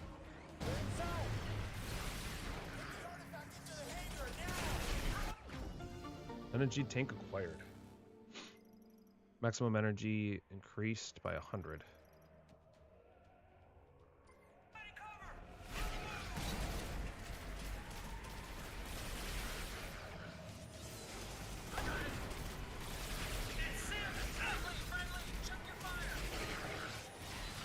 Aha.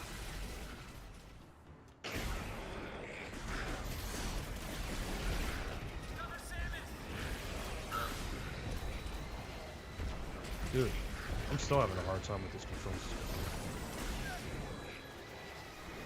Okay, I got a little bit of life force back.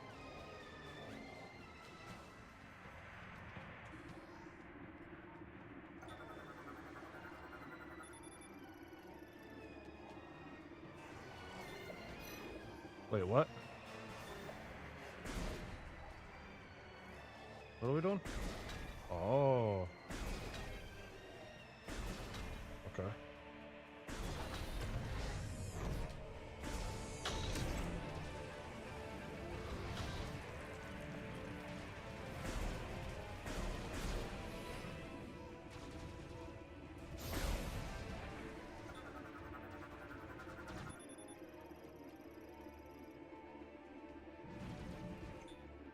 Lock onto the central node and hold.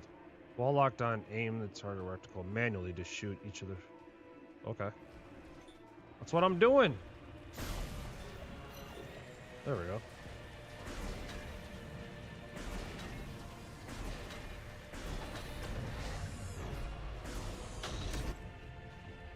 Yeah, it's the right stick that I'm having troubles with.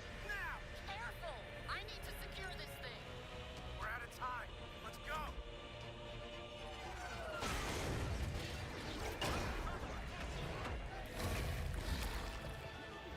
Hell no. Protect the artifact. Get down!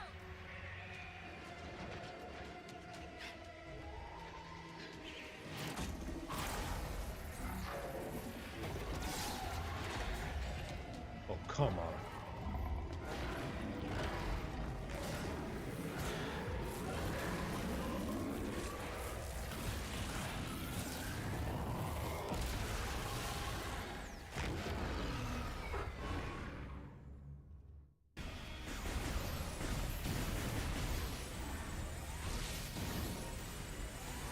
See, I can't aim with this damn thing.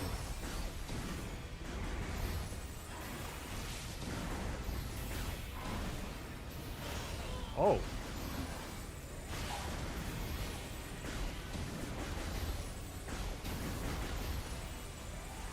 Hit his belly.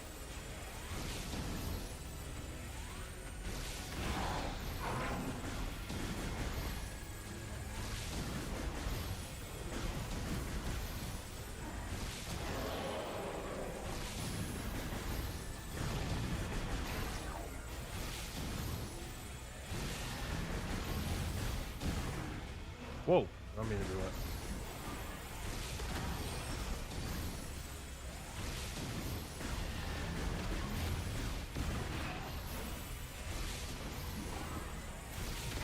Should have got the amiibo.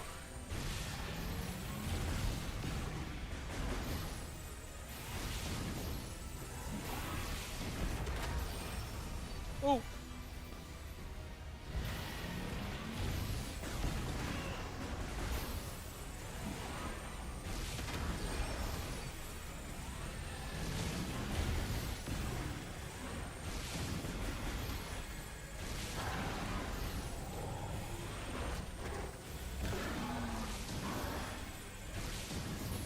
The heck?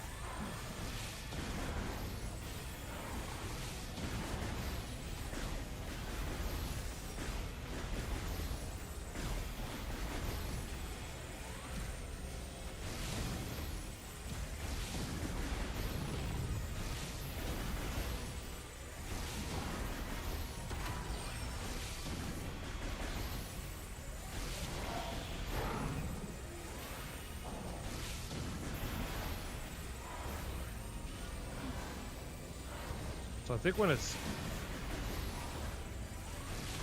There we go. Are we damaging this damn guy?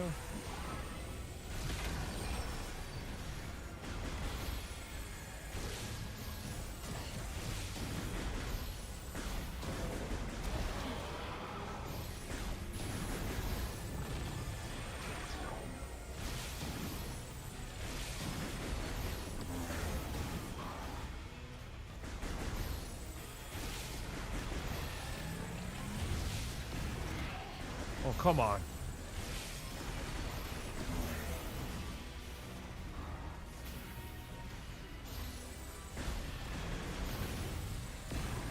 Dude.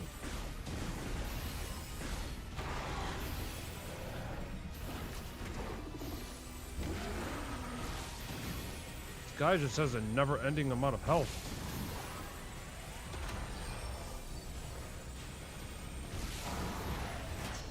Whoa! The hell?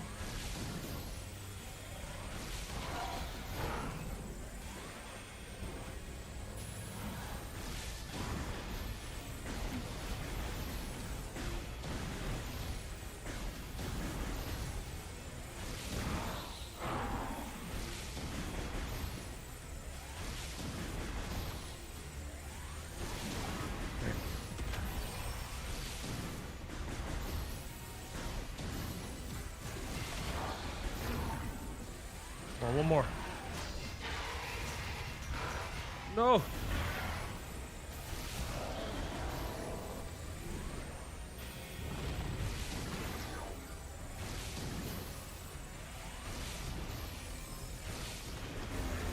Oh, I missed that one.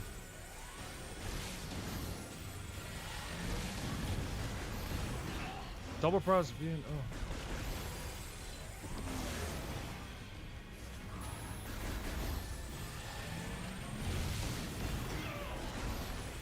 Oh. Oh, wait. Hold on, I'm missing that. Hold on. Double press B and O. What is dodge?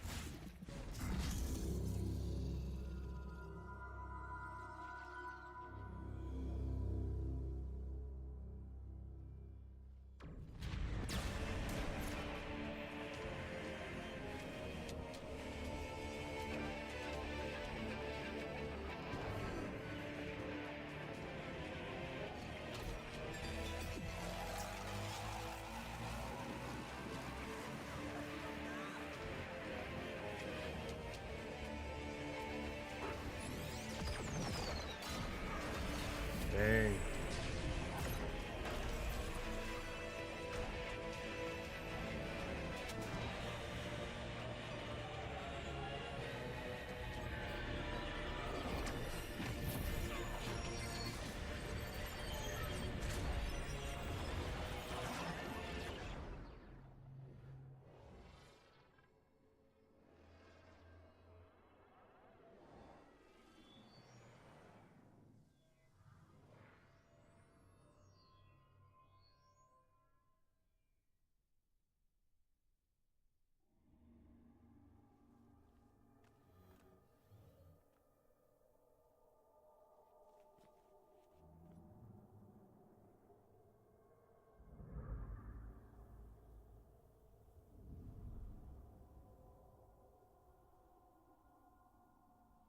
Chrono Tower.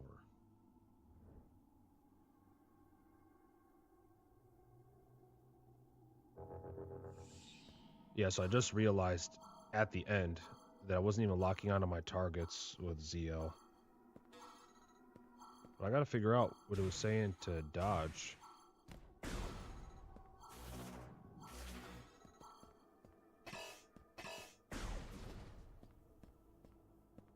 I missed that instruction. Did you guys see that?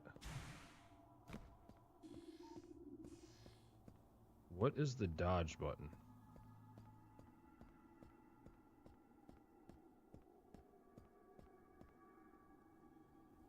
Let me see.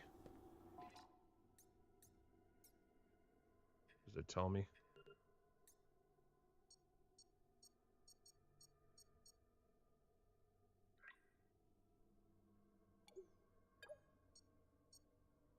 Obviously I need it because I'm an idiot. Dude, what was...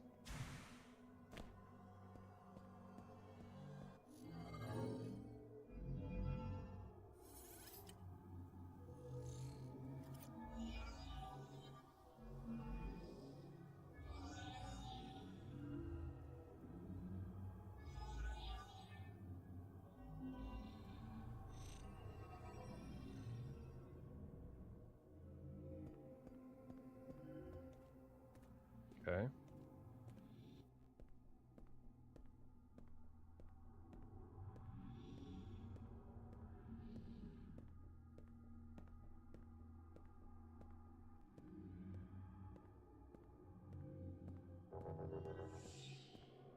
Oh.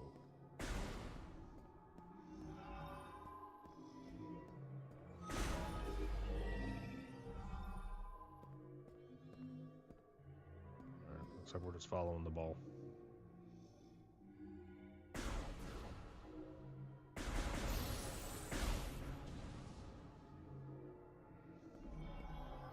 Gonna give me a clue here, buddy?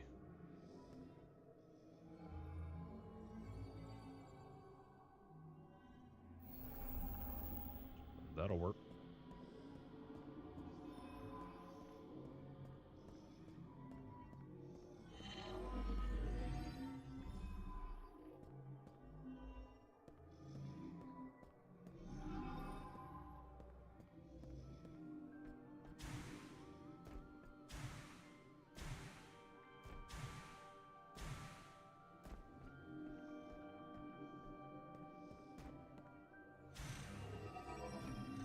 Oh, I'm just standing here. Okay.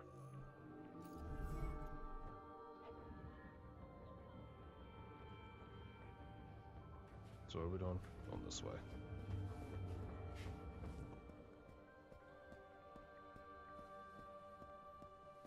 Dude, this is really pretty.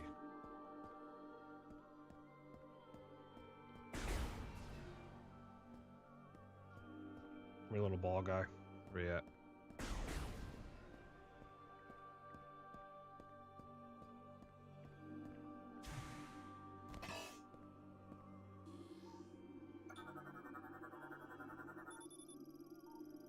Technology used to construct this device cannot be identified. Okay.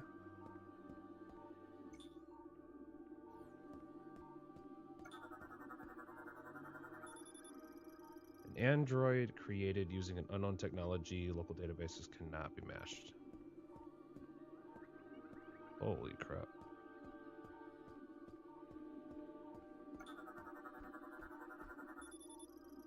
Analysis implies this is a slot for storing a mechanoid. Local databases, okay.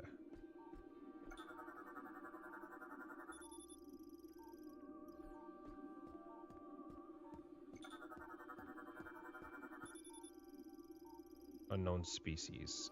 Okay, so everything is unknown. That ball just like left me high and dry. Oh. There we go.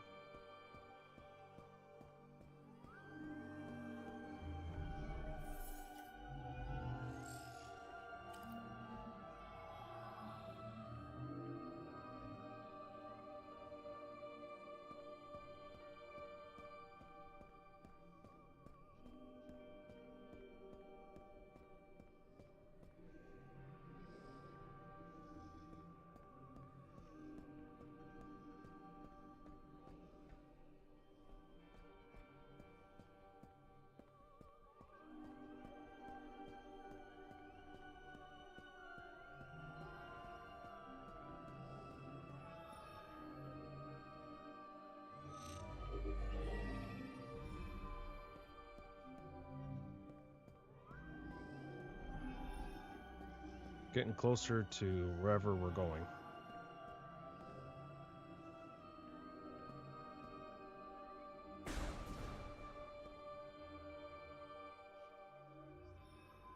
This guy just takes his sweet time.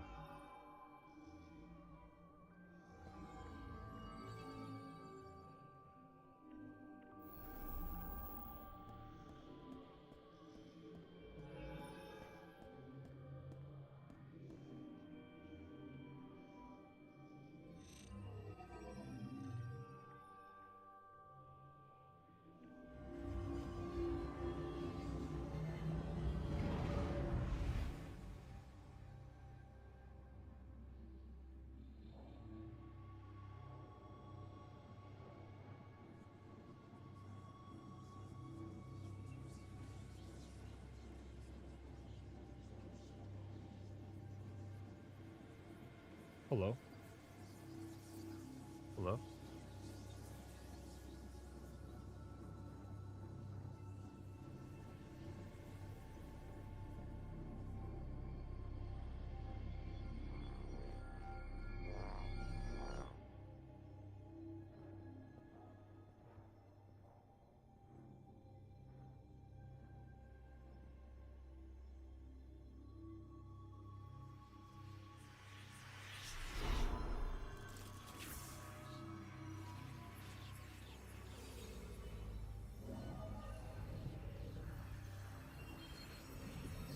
Bro, what is happening?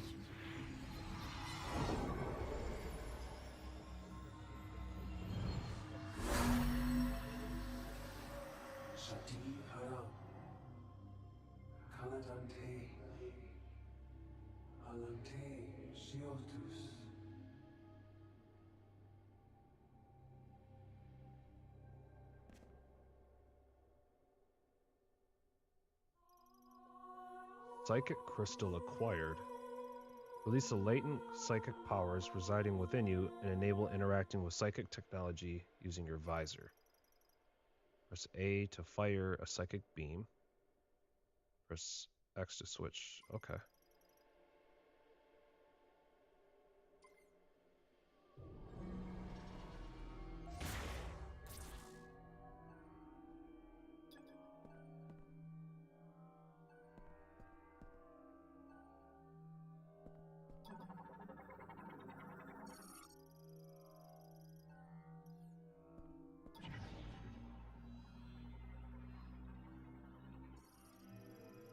Forms objects by binding them. Okay.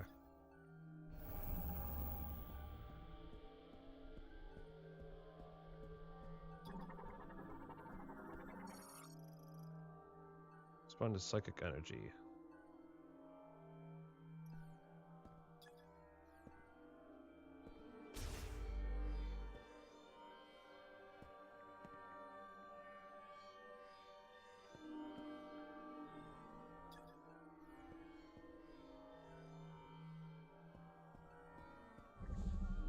Oh, okay. Just gotta move through it.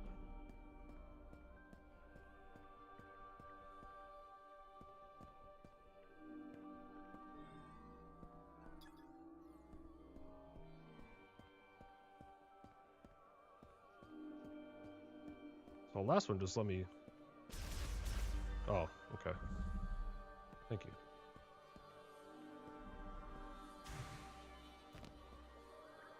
Shoot it?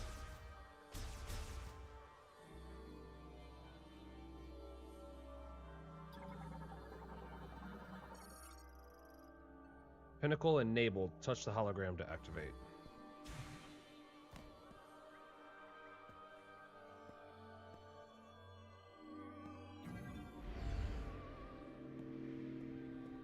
Bro, these controls are so weird, man.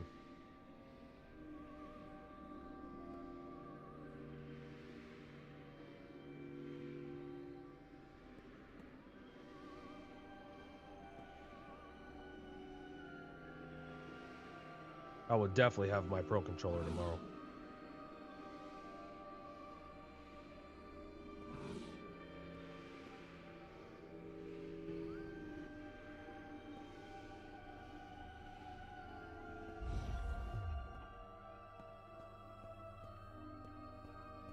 It's like it's you and me, buddy.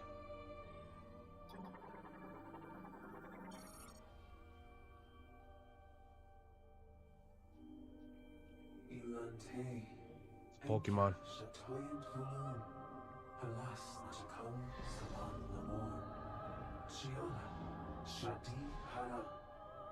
Oh.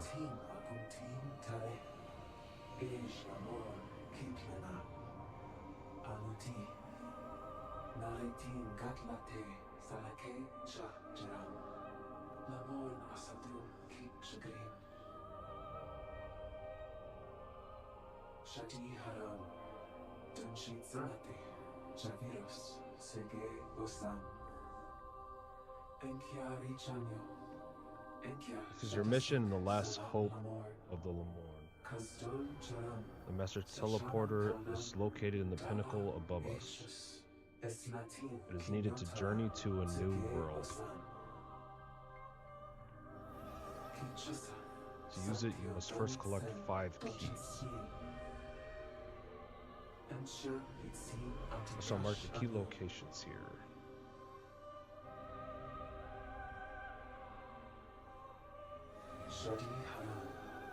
Let's travel to our temple.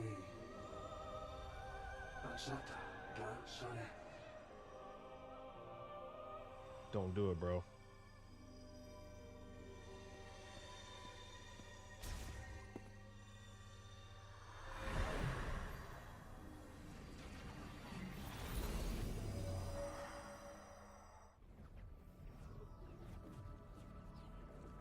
This is a really beautiful game.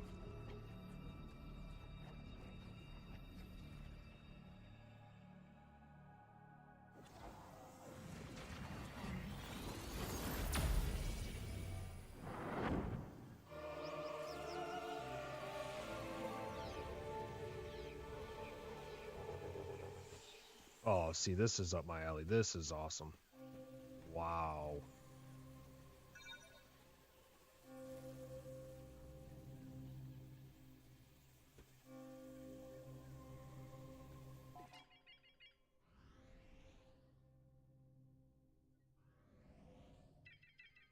We gotta go all the way over there.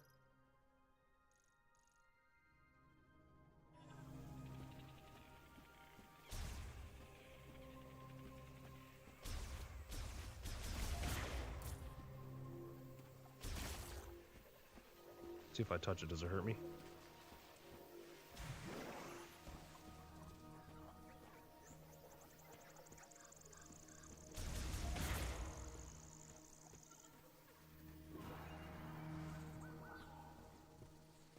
just waiting for one of these plants to like try to eat me or something. Wow.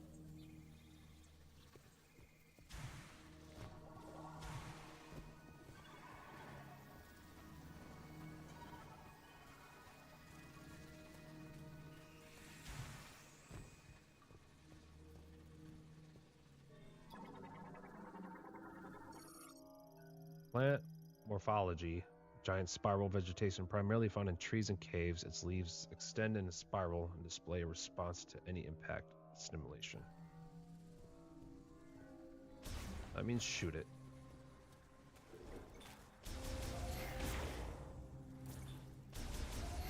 Okay, okay, hold on. I still don't know how to dodge though. Oh, dude, that's way easier. So if I just relock on, it'll follow for me. Okay, that's way better than just like trying to finagle this whole thing.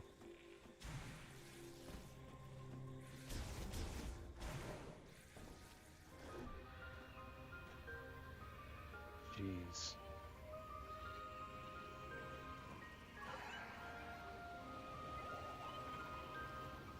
Fury Green, aka Avatar World.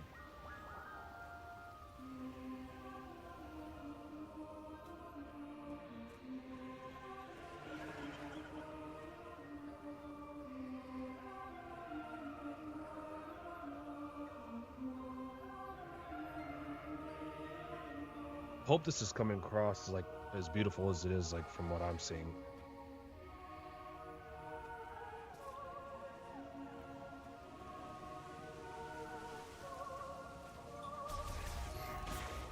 You see what I'm saying? Like it actually follows them. Oh, that's so much better, bro. I gotta figure out this dodge. I feel like that's gonna really mess me up if I don't figure it out soon.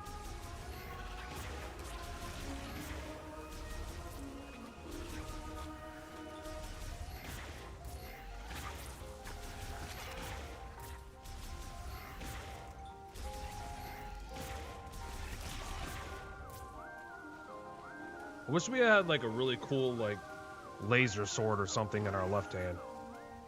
What? Okay.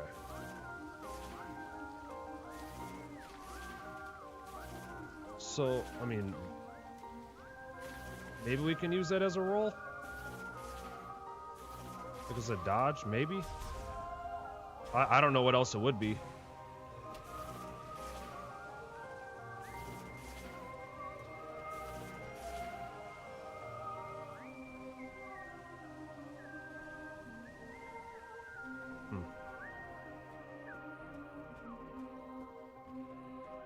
You guys are looking a little sus.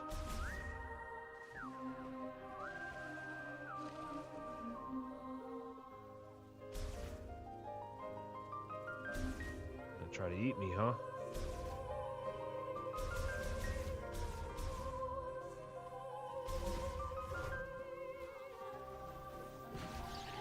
Whoa, whoa, whoa.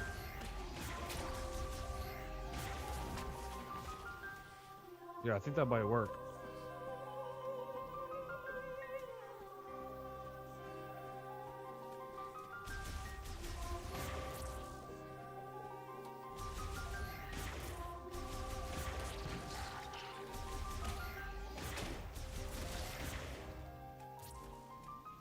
Got another one up here.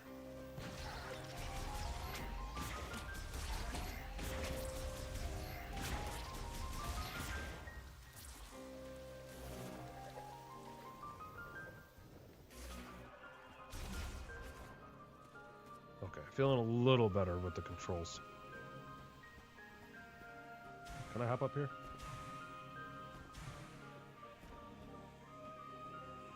Definitely something back there.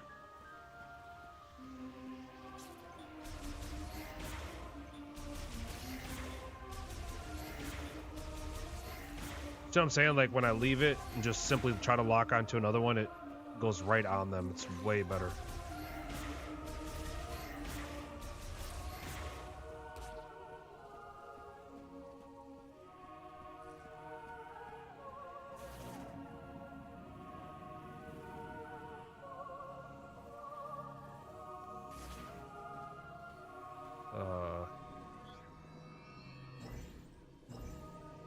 Word.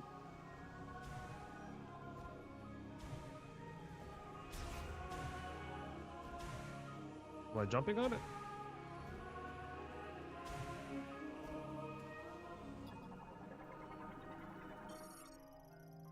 Standing on them requires psychic boots. Of course it does.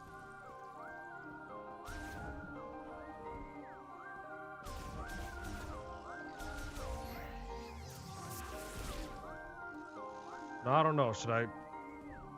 I probably can't even go in here. I probably need 2 balls. Mm-hmm. Moat spheres, aka balls.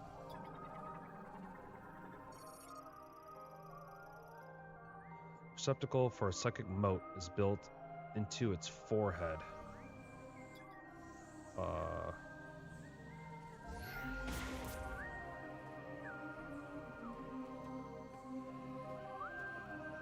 Wasn't that what it just said I needed?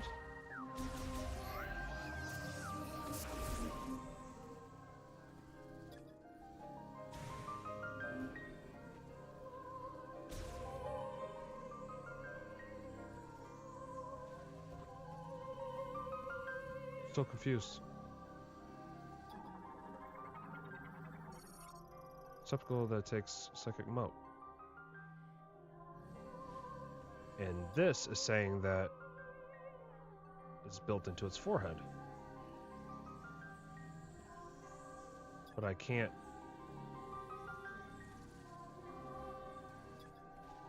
Okay. Let's just go this way.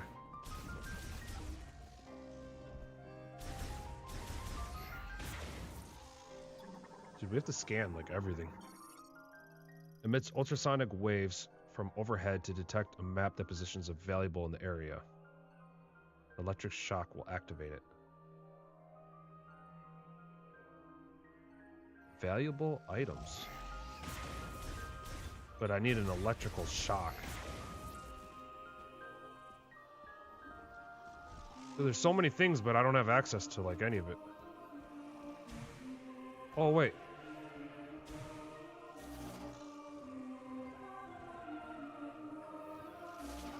Hold on.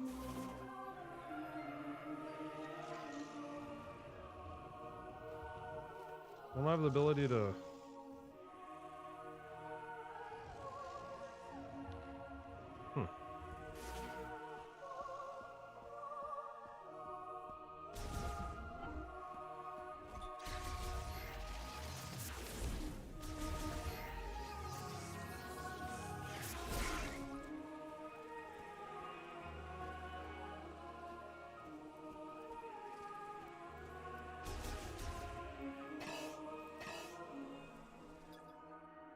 Large Lamorn, Psychic Lock, another Moat Sphere.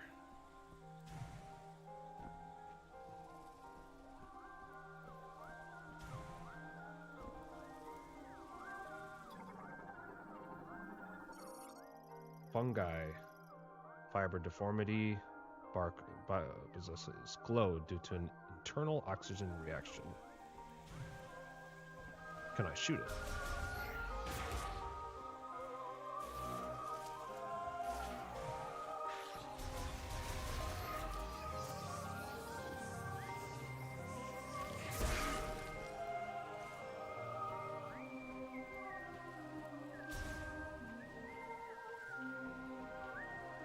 Is that our first ball? Psychic sensor linked to the gate. Nice. Normally closed, opens automatically upon receiving psychic energy.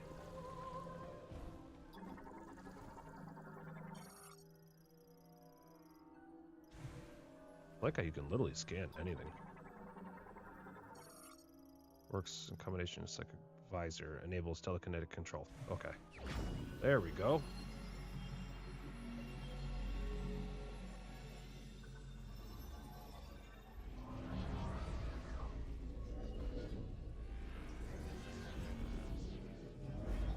Dope.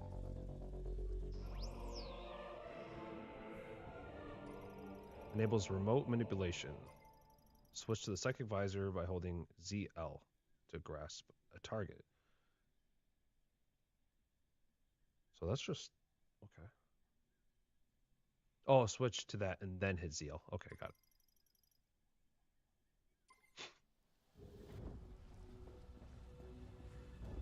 What's that noise? ZL. And then release it. Oh, okay. That's easy enough.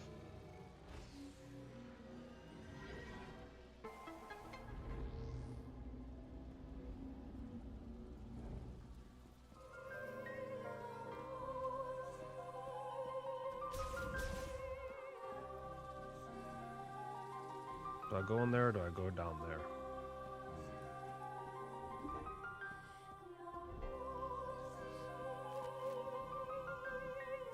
I just say we keep going the way that the game wants us to.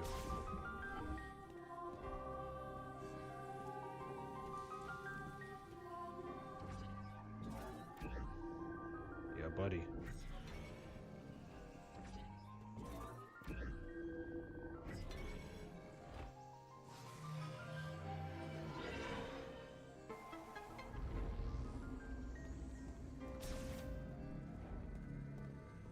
Probably have to scan it. Psychic container stores items prepared by the last Lamorn priest to be given to the chosen one. Open using telekinesis. Grasping the node and moving it along the displayed path releases the lock. The container will then vanish.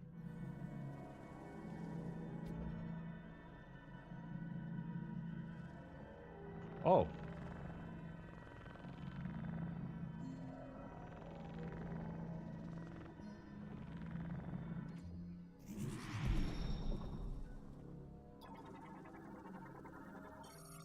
Energy tank increases defense. Okay. Sweet. Maximum energy capacity.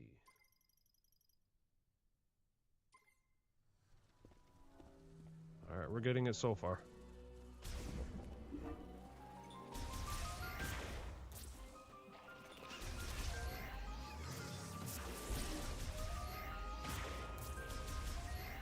Can I not kill these things?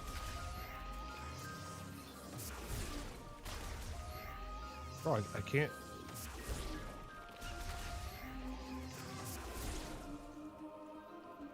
So they just never stop.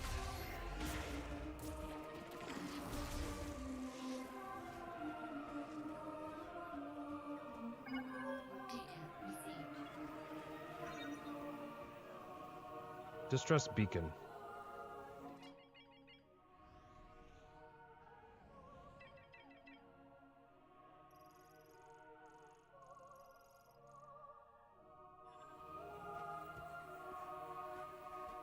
So that's that way.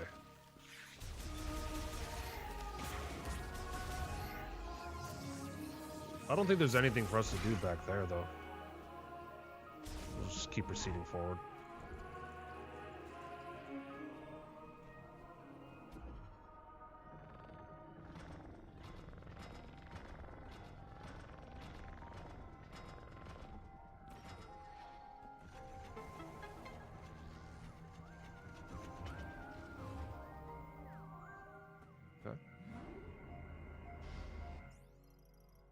Save mission progress.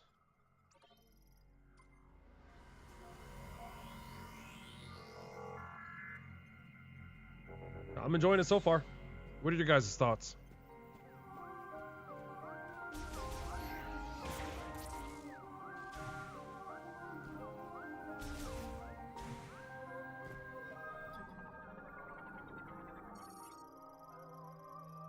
Roughly as firms. It can be destroyed with explosive force.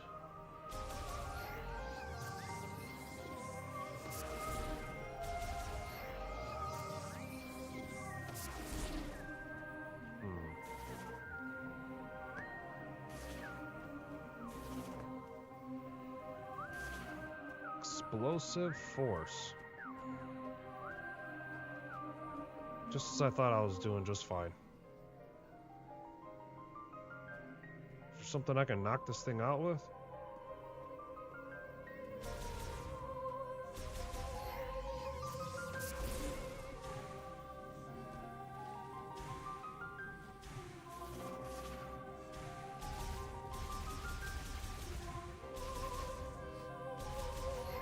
Chat, I don't know.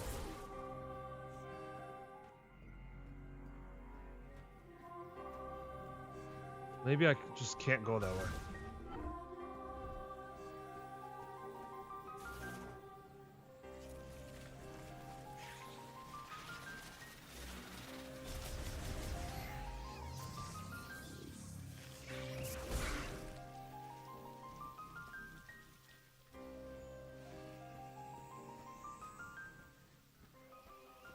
Yeah, the honey was over there too.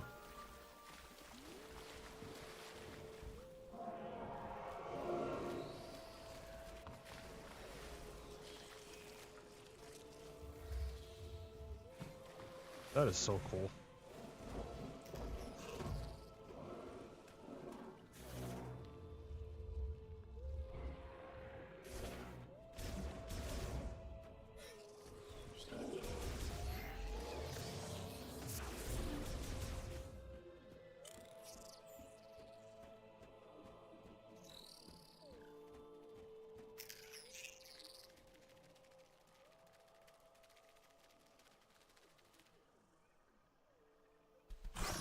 Oh.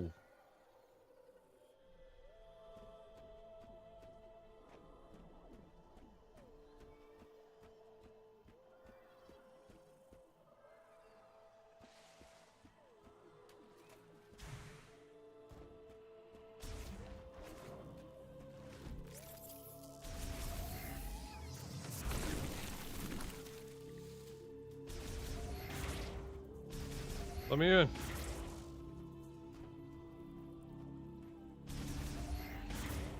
Oh man, that is locked up.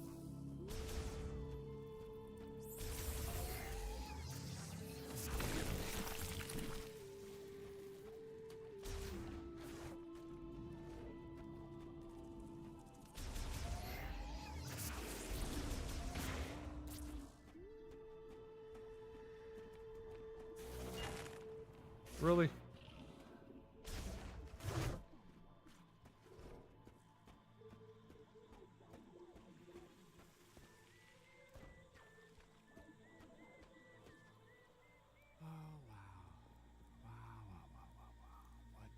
a mess. You're alone, on a planet, no hope of survival. But you're also not sitting next to Phil anymore in that cubicle, so... Win? Oh. Okay.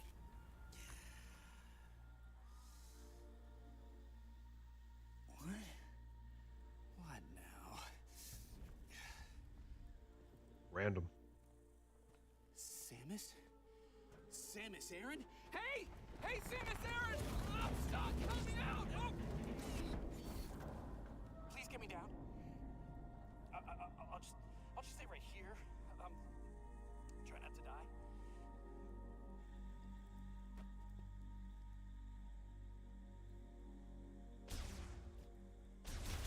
Oh! I think it's working. Shoot some. What was that? That didn't sound good. Okay, that did not sound friendly. Whoa. Okay, I got it. Oh, no.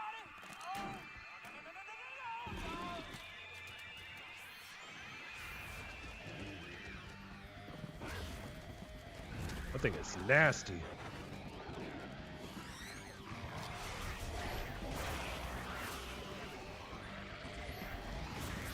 What are these things?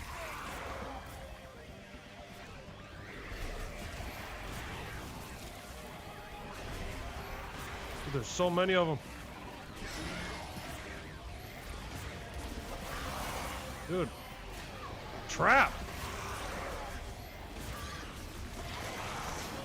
Holy crap.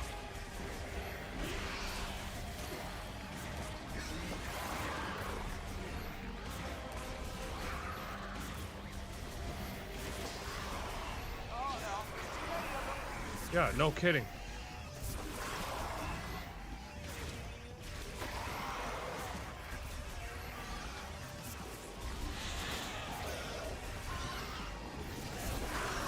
Oh my god.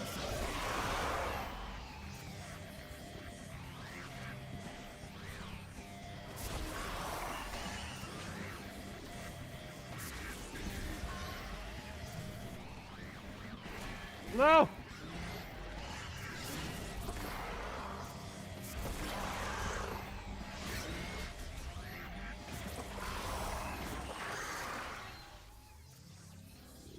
Is that it?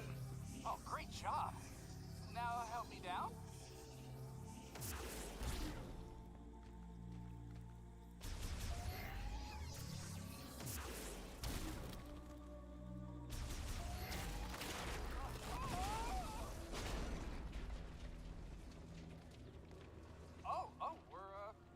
We're good.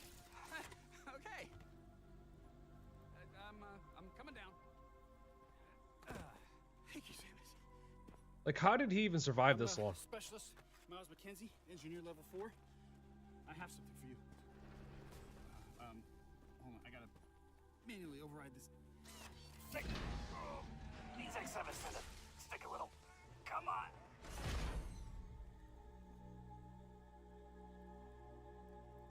Oh, boy, this is really jammed.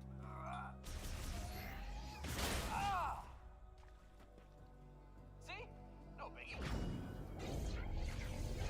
Ooh. Missile launcher. It's been restored. Nice. Just a little token of my appreciation. If it's okay with you, I'm gonna tag along. No, it's not. So, where to? It might be a good idea to check the map and get our bearings. There's a smart guy there.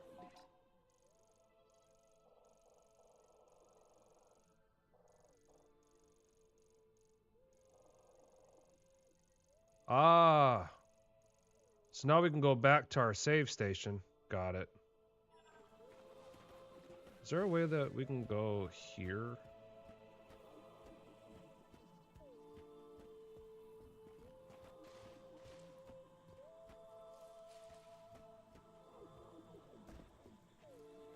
Looks like there is a way to go that way, but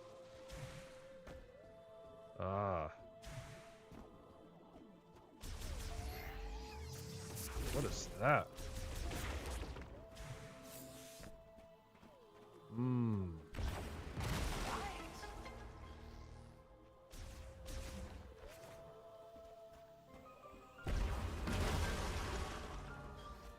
There we go.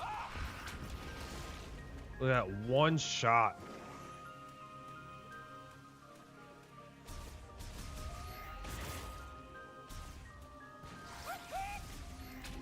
Whoa.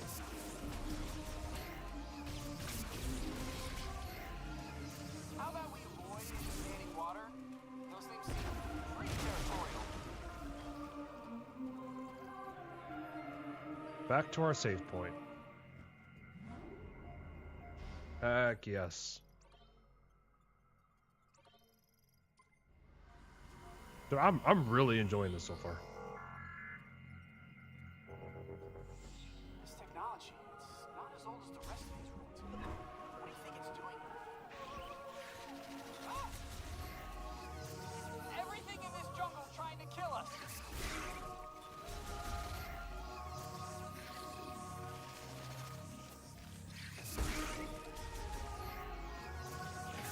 Missiles are effective against what you do in the hard shell, you know.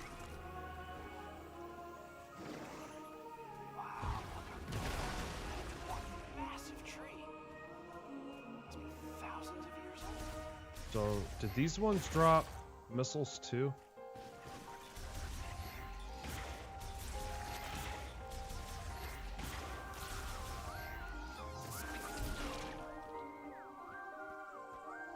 Let's see. They really don't want anyone in here. There must be a sacred space. To enable, use telekinesis to move the PK stone from the top of the door to its center.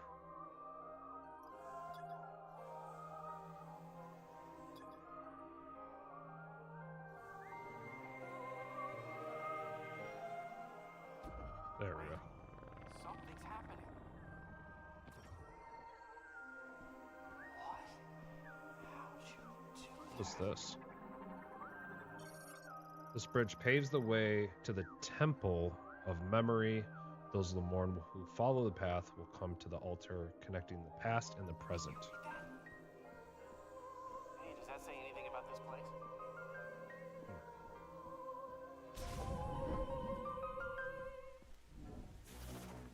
Dynamic. I've never seen anything like this. It's beautiful.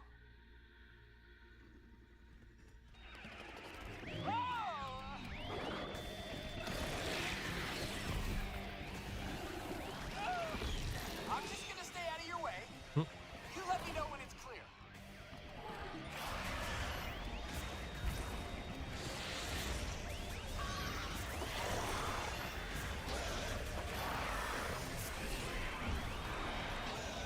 Help! Help!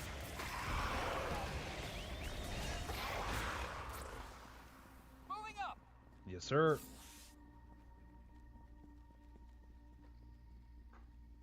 Hello? Why? Yeah, I'm live right now.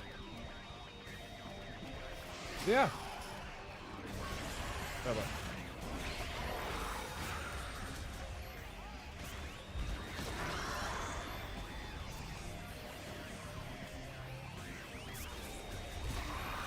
Let's go.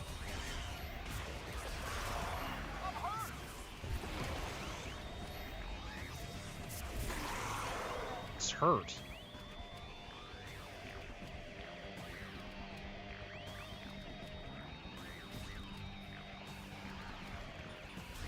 Why is he rushing ahead like that?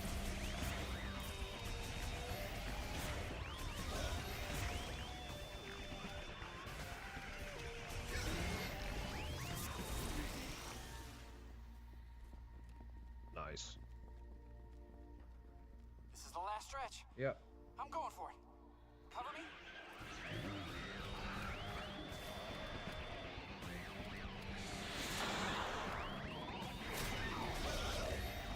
No, I'm on YouTube, not Rumble. Rumble's not working for me. Bye bye.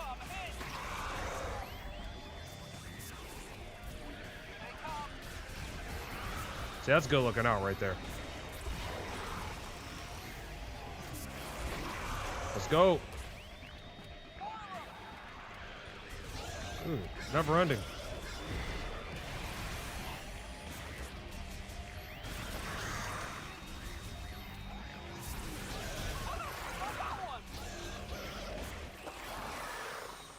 That was a close one. I wasn't sure we were gonna make it. Thank you, Samus. I can see the door, Samus. Let's get out of here. Let's go. What is this place?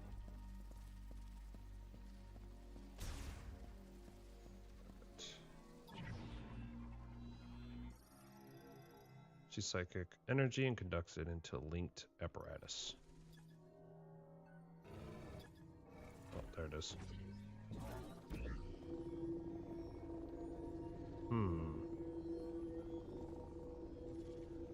Where does it have to be sent to? I have no idea what we're doing, but it feels like it's working. Alright, we need one more.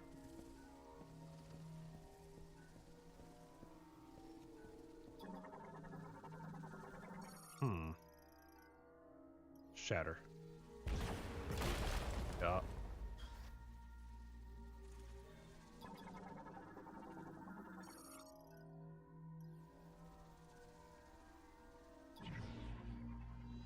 There we go.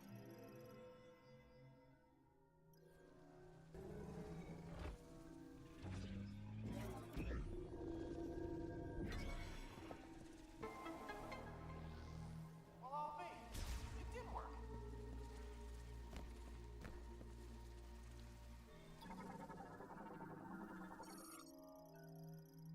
These emotes receives from a linked sensor. That one's sealed up tight, huh? Oh. Idiot.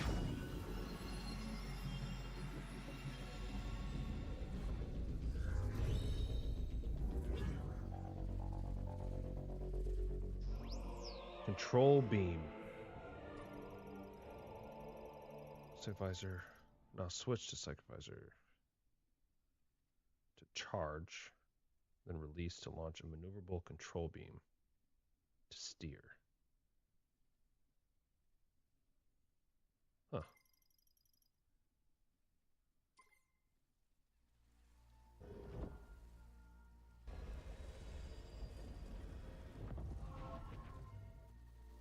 You found something for your suit, didn't you?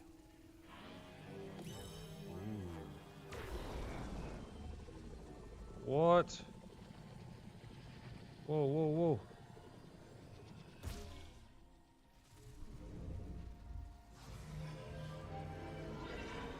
Okay, that was pretty sweet.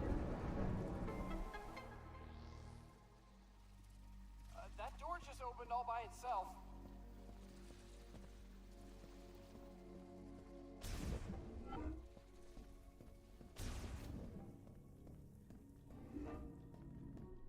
No way. A Mark 99 mech? I'd recognize that frame anywhere. Mark 99 mech, this is Samus Aran. Bounty hunter? You know her. She's famous. You look very familiar. Betsy? What are you doing here? I worked on her back at base. I'll take a few scans. Betsy, really? Get back here and get her.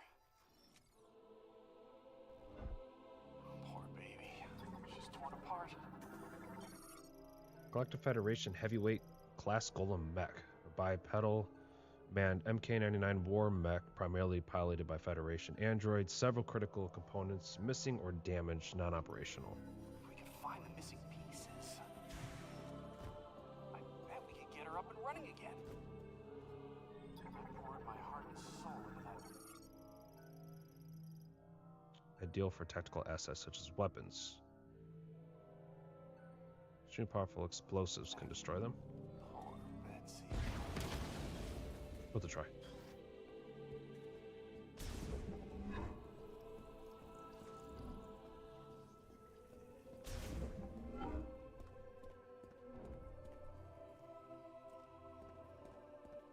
What Look at this place. is going on in here?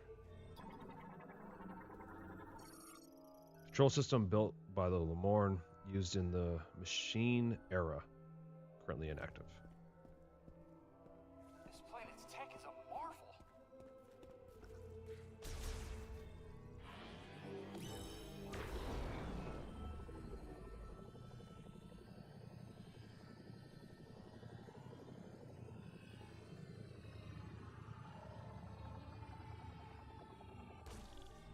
I want to poke around, but decoding the language will take weeks without a translation key. Save point.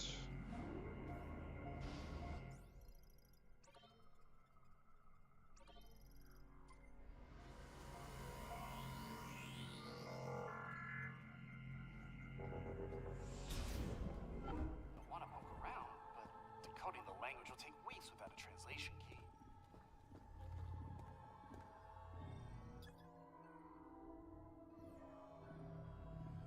Oh, I thought maybe I'd be able to do it.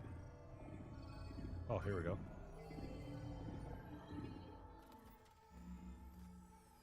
Wait, you can interface with their tech, which means you can understand it, which means you've received translation data, which opens up a world of possibilities.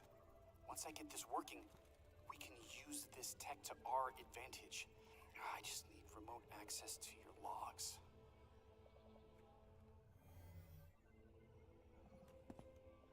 Oh, this data chip. You think it'll work? Wow, that is fascinating. Thank you. We'll put this here. Let's see.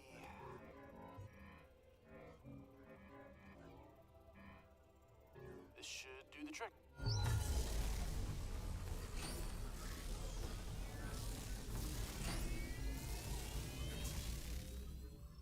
All right, look at that! We got power! Well, one door is still locked, the other one is malfunctioning. Hey, but it's progress! Okay, All this is gonna take a while to figure out, so I'm gonna stay here if you wanna scout ahead. It's about to get real nerdy in here. So one of the doors opened. Activates any linked devices when a concurrent blast is detected within. Illuminating indicates it's online.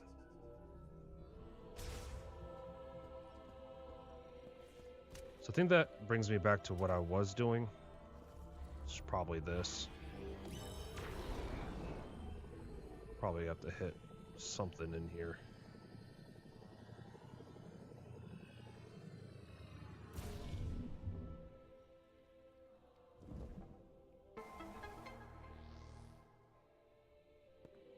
That's one way to fix it.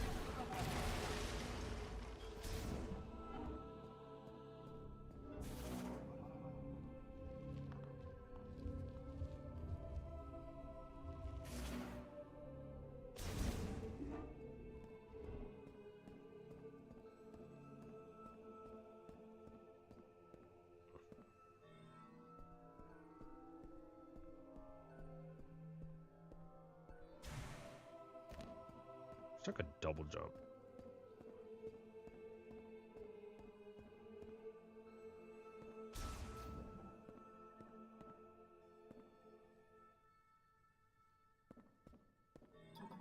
I have to scan it. An ancient era altar with a plant motif designed to unfold. Implies there's a way to trigger it. Shoot it! Nope.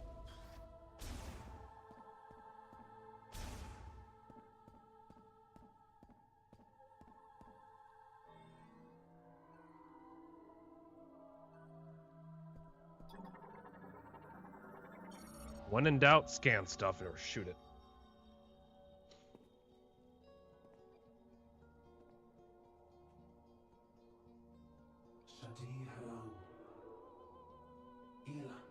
Welcome to our temple.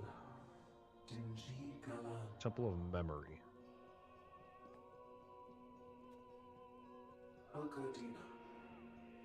From the beginning, Lamorn priests recorded our history in the sacred tree by offering prayers.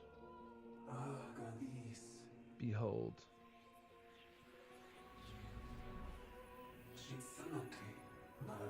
Our legacy is preserved within. Born from this tree is the memory fruit. Legacy compiled in the tree will be inherited to the memory fruit. For the memory fruit to grow, you must seek the green energy crystals, which have been scattered around the planet. Deposit green energy crystals upon the altar of legacy. We place our faith in you, chosen one. So get on your motorcycle and collect 1,000,000 of these.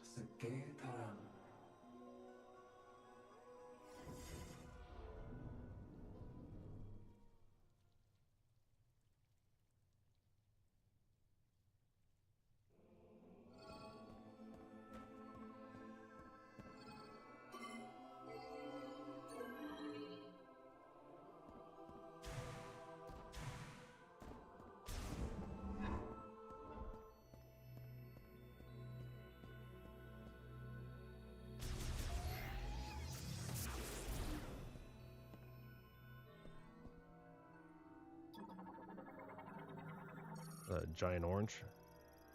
Spherical growths that in unallowed palms, root stalks used to store nutrients. But it can be broken by conclusive blast. That's not a conclusive blast? Okay.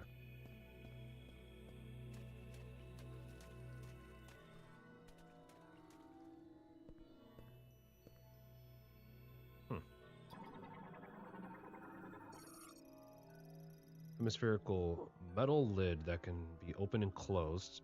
Detect inside. Analysis implies it works in conjunction with the pressure platform. Okay.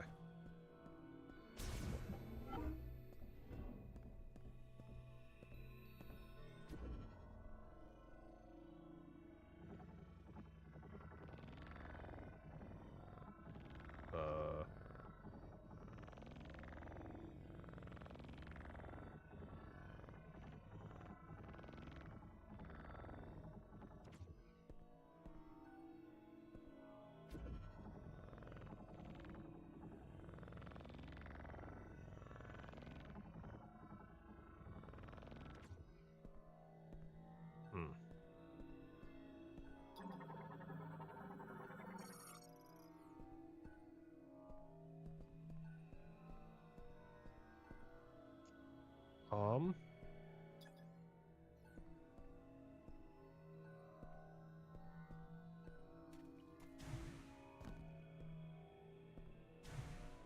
Okay, use my brain. Use my brain.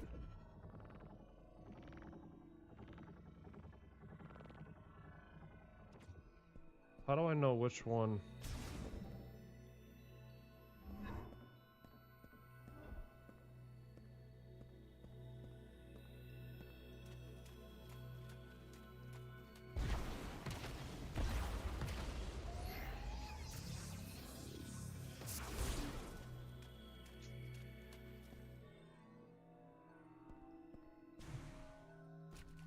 Oh, there's two of them here.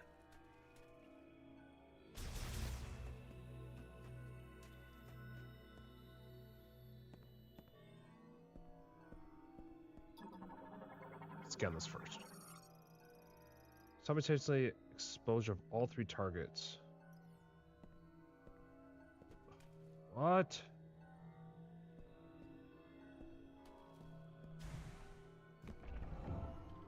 Okay. One of the switches for the triple target psychic lock instilled in the gate. It responds to psychic energy. However, the lock cannot be disabled unless all three targets are exposed. Okay.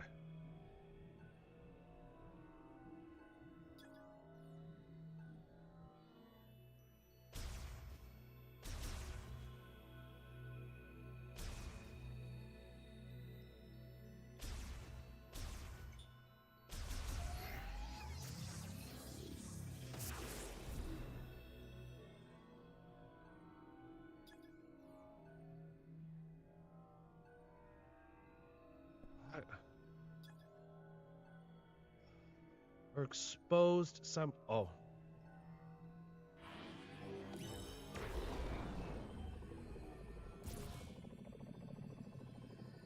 Oh, it's so hard to control this.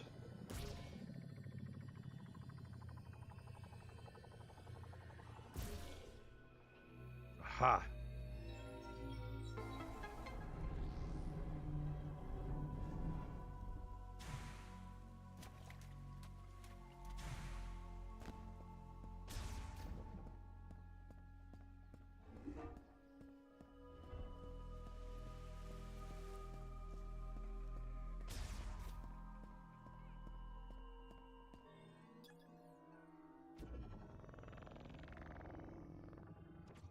Oh, idiot.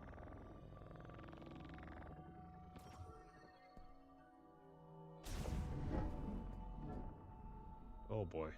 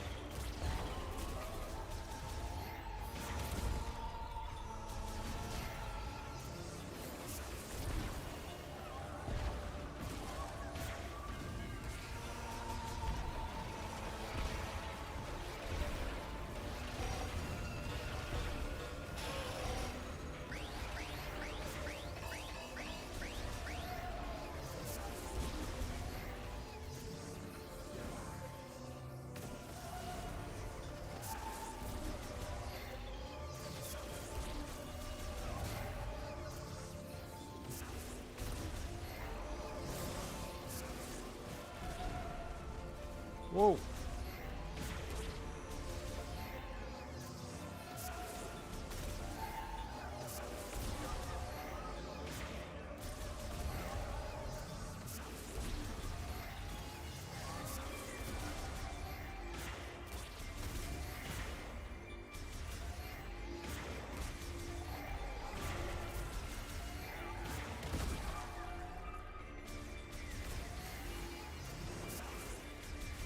Come on. There we go.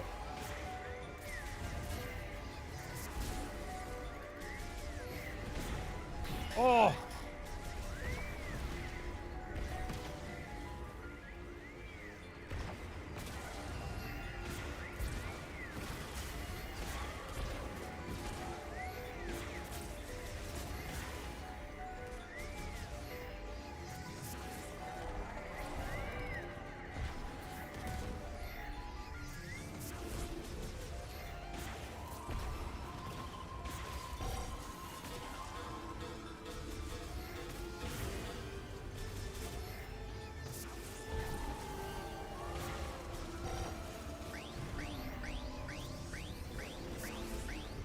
Oh.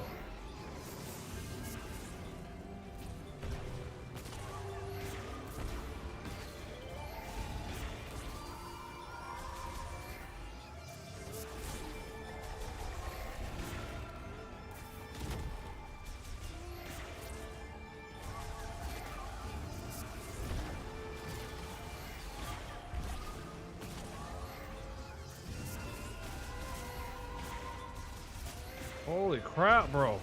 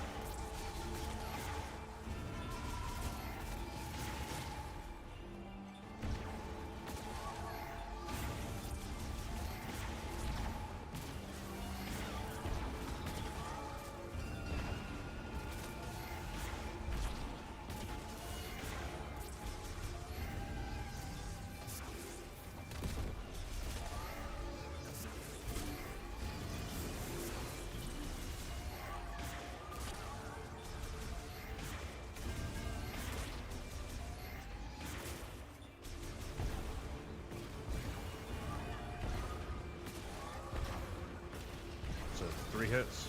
Yeah.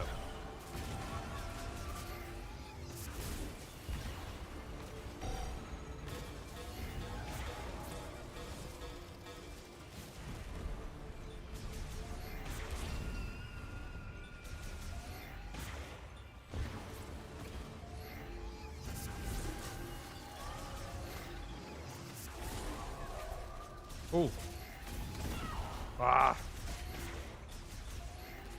Oh, that was a big hit.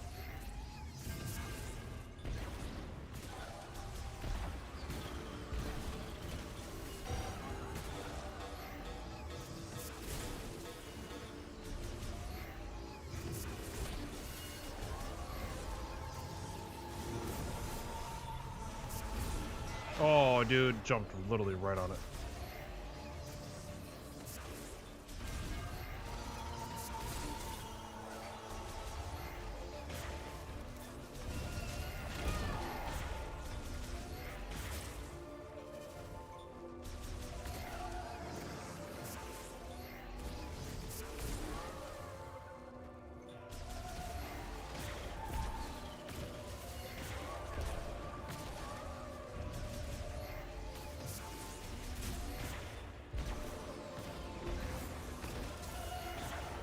Dude, I gotta be missing something here.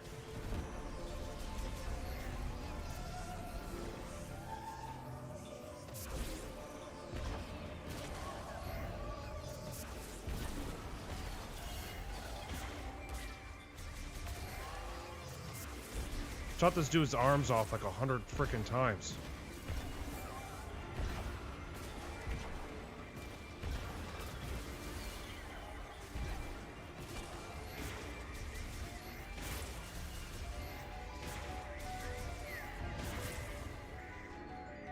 You know, I wonder if I'm not supposed to... Maybe I have to use my psychic abilities or something.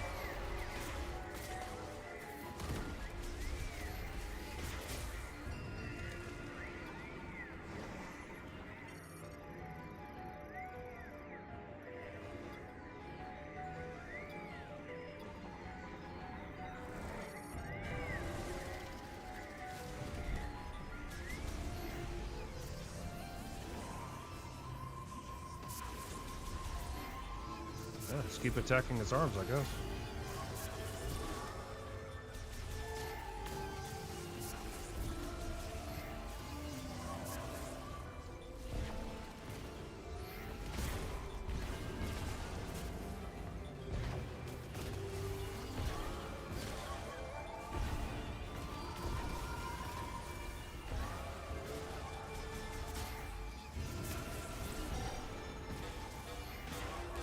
This guy's just a sponge.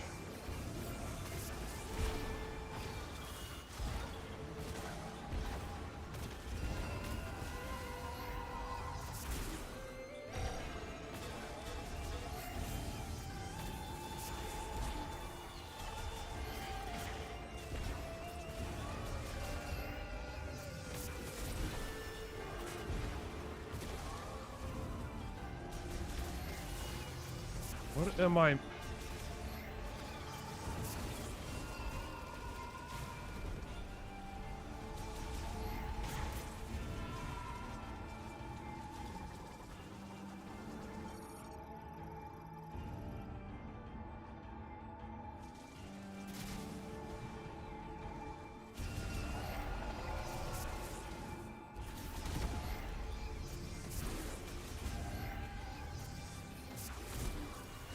Is this guy losing any health?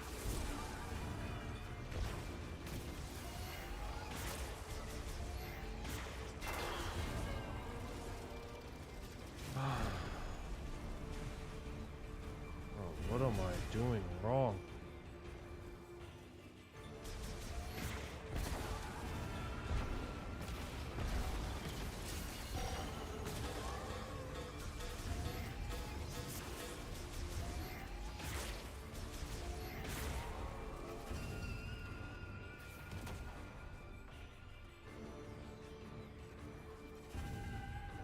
What?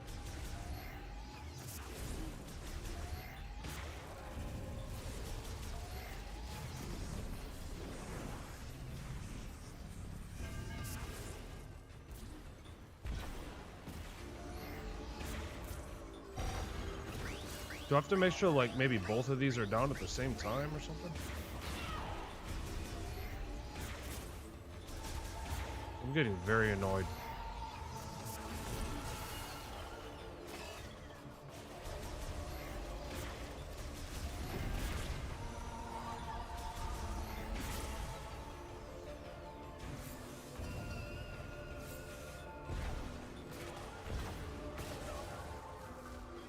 Ah, it has to be both of them. Yup.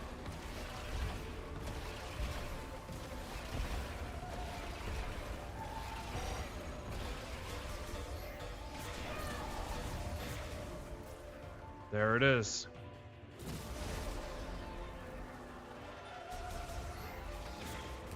Got it.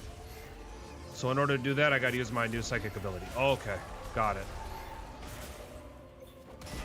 So we'll leave that one open. Dang it.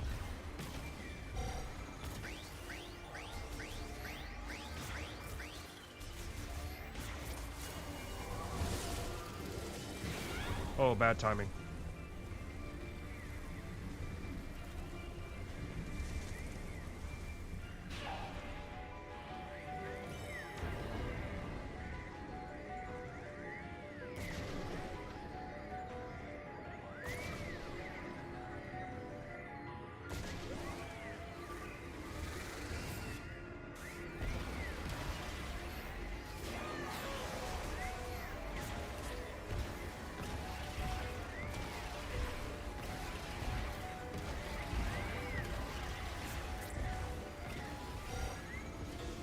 Took me a second, but I finally understand.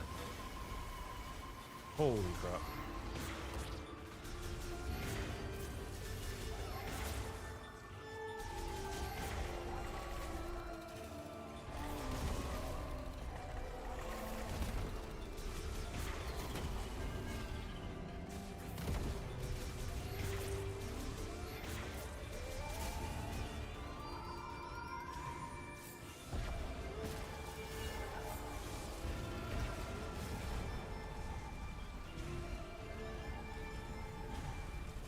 I am so happy I figured that out.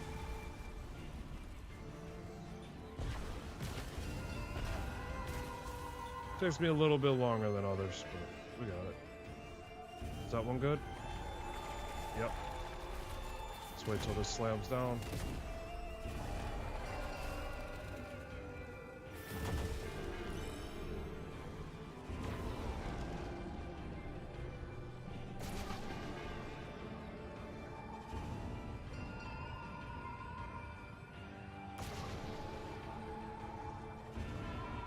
It's actually a really cool ability.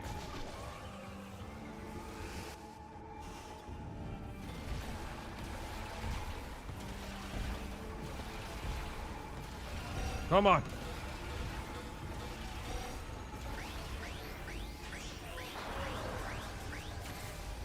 Oh!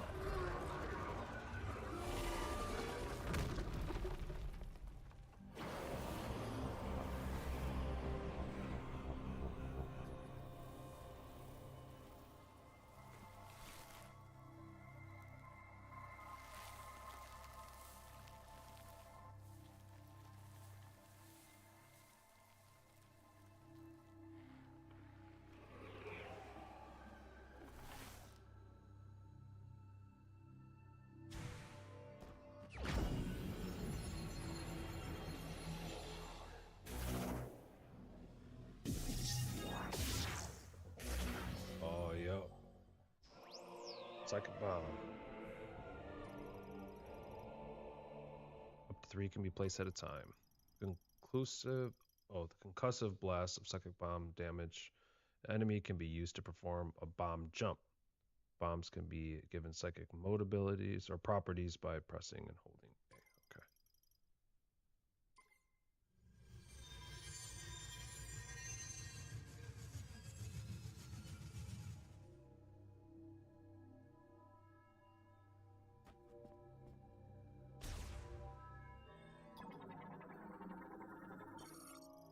Bomb slot for operating the sacred shrine. Impact of a psychic bomb. Jeez, wonder what I have to do.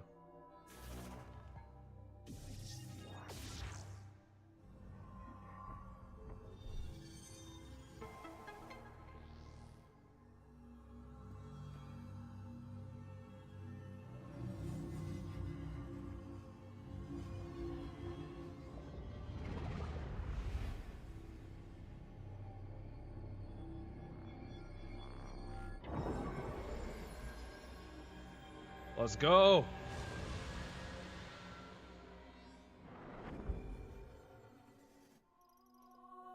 Master teleporter key acquired. One of the keys required to activate the master teleporter in Chrono Tower. A total of 5 keys must be collected.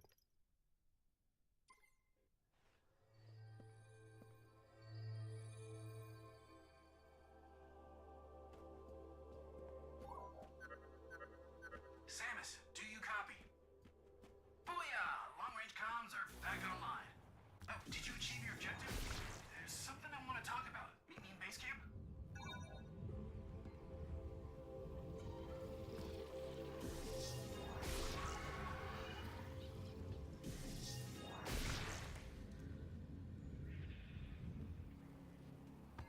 Dope.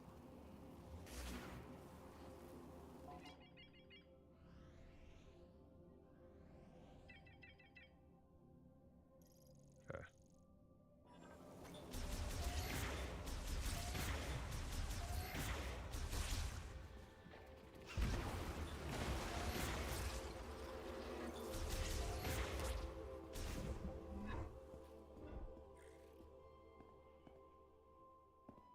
What are these little things? Little ants.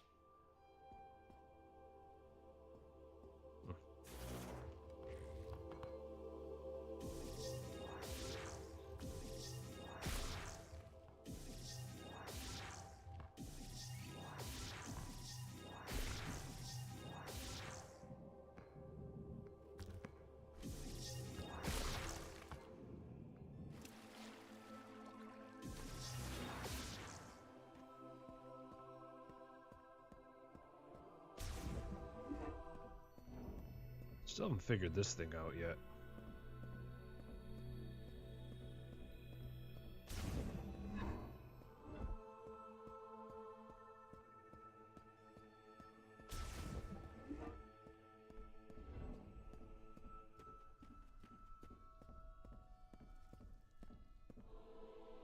Base camp.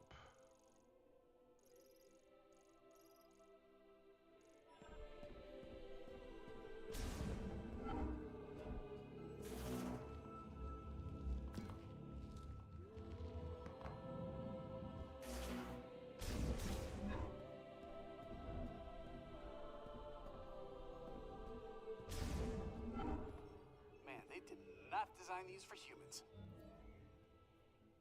Oh! Whoa! You are sneaky quiet, you know that? Hey, I'm glad you're back.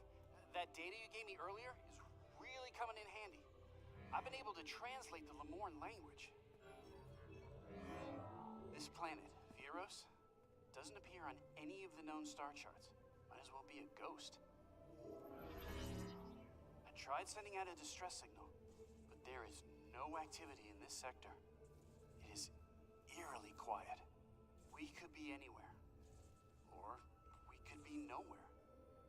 According to these maps, we shouldn't even be here. From what I gather, the only way Multiverse. off this planet is to retrieve 5 teleporter keys. Now, I'll do some digging to see if there's any way I can support you. Now that our comms are working, we should be able to share data. I can provide you with intel from here. What do you say? Teammates? Excellent. Hey, stay safe out there, Samus. I'll be here if you need me. They should have gave her minimal dialogue. Just some type of dialogue.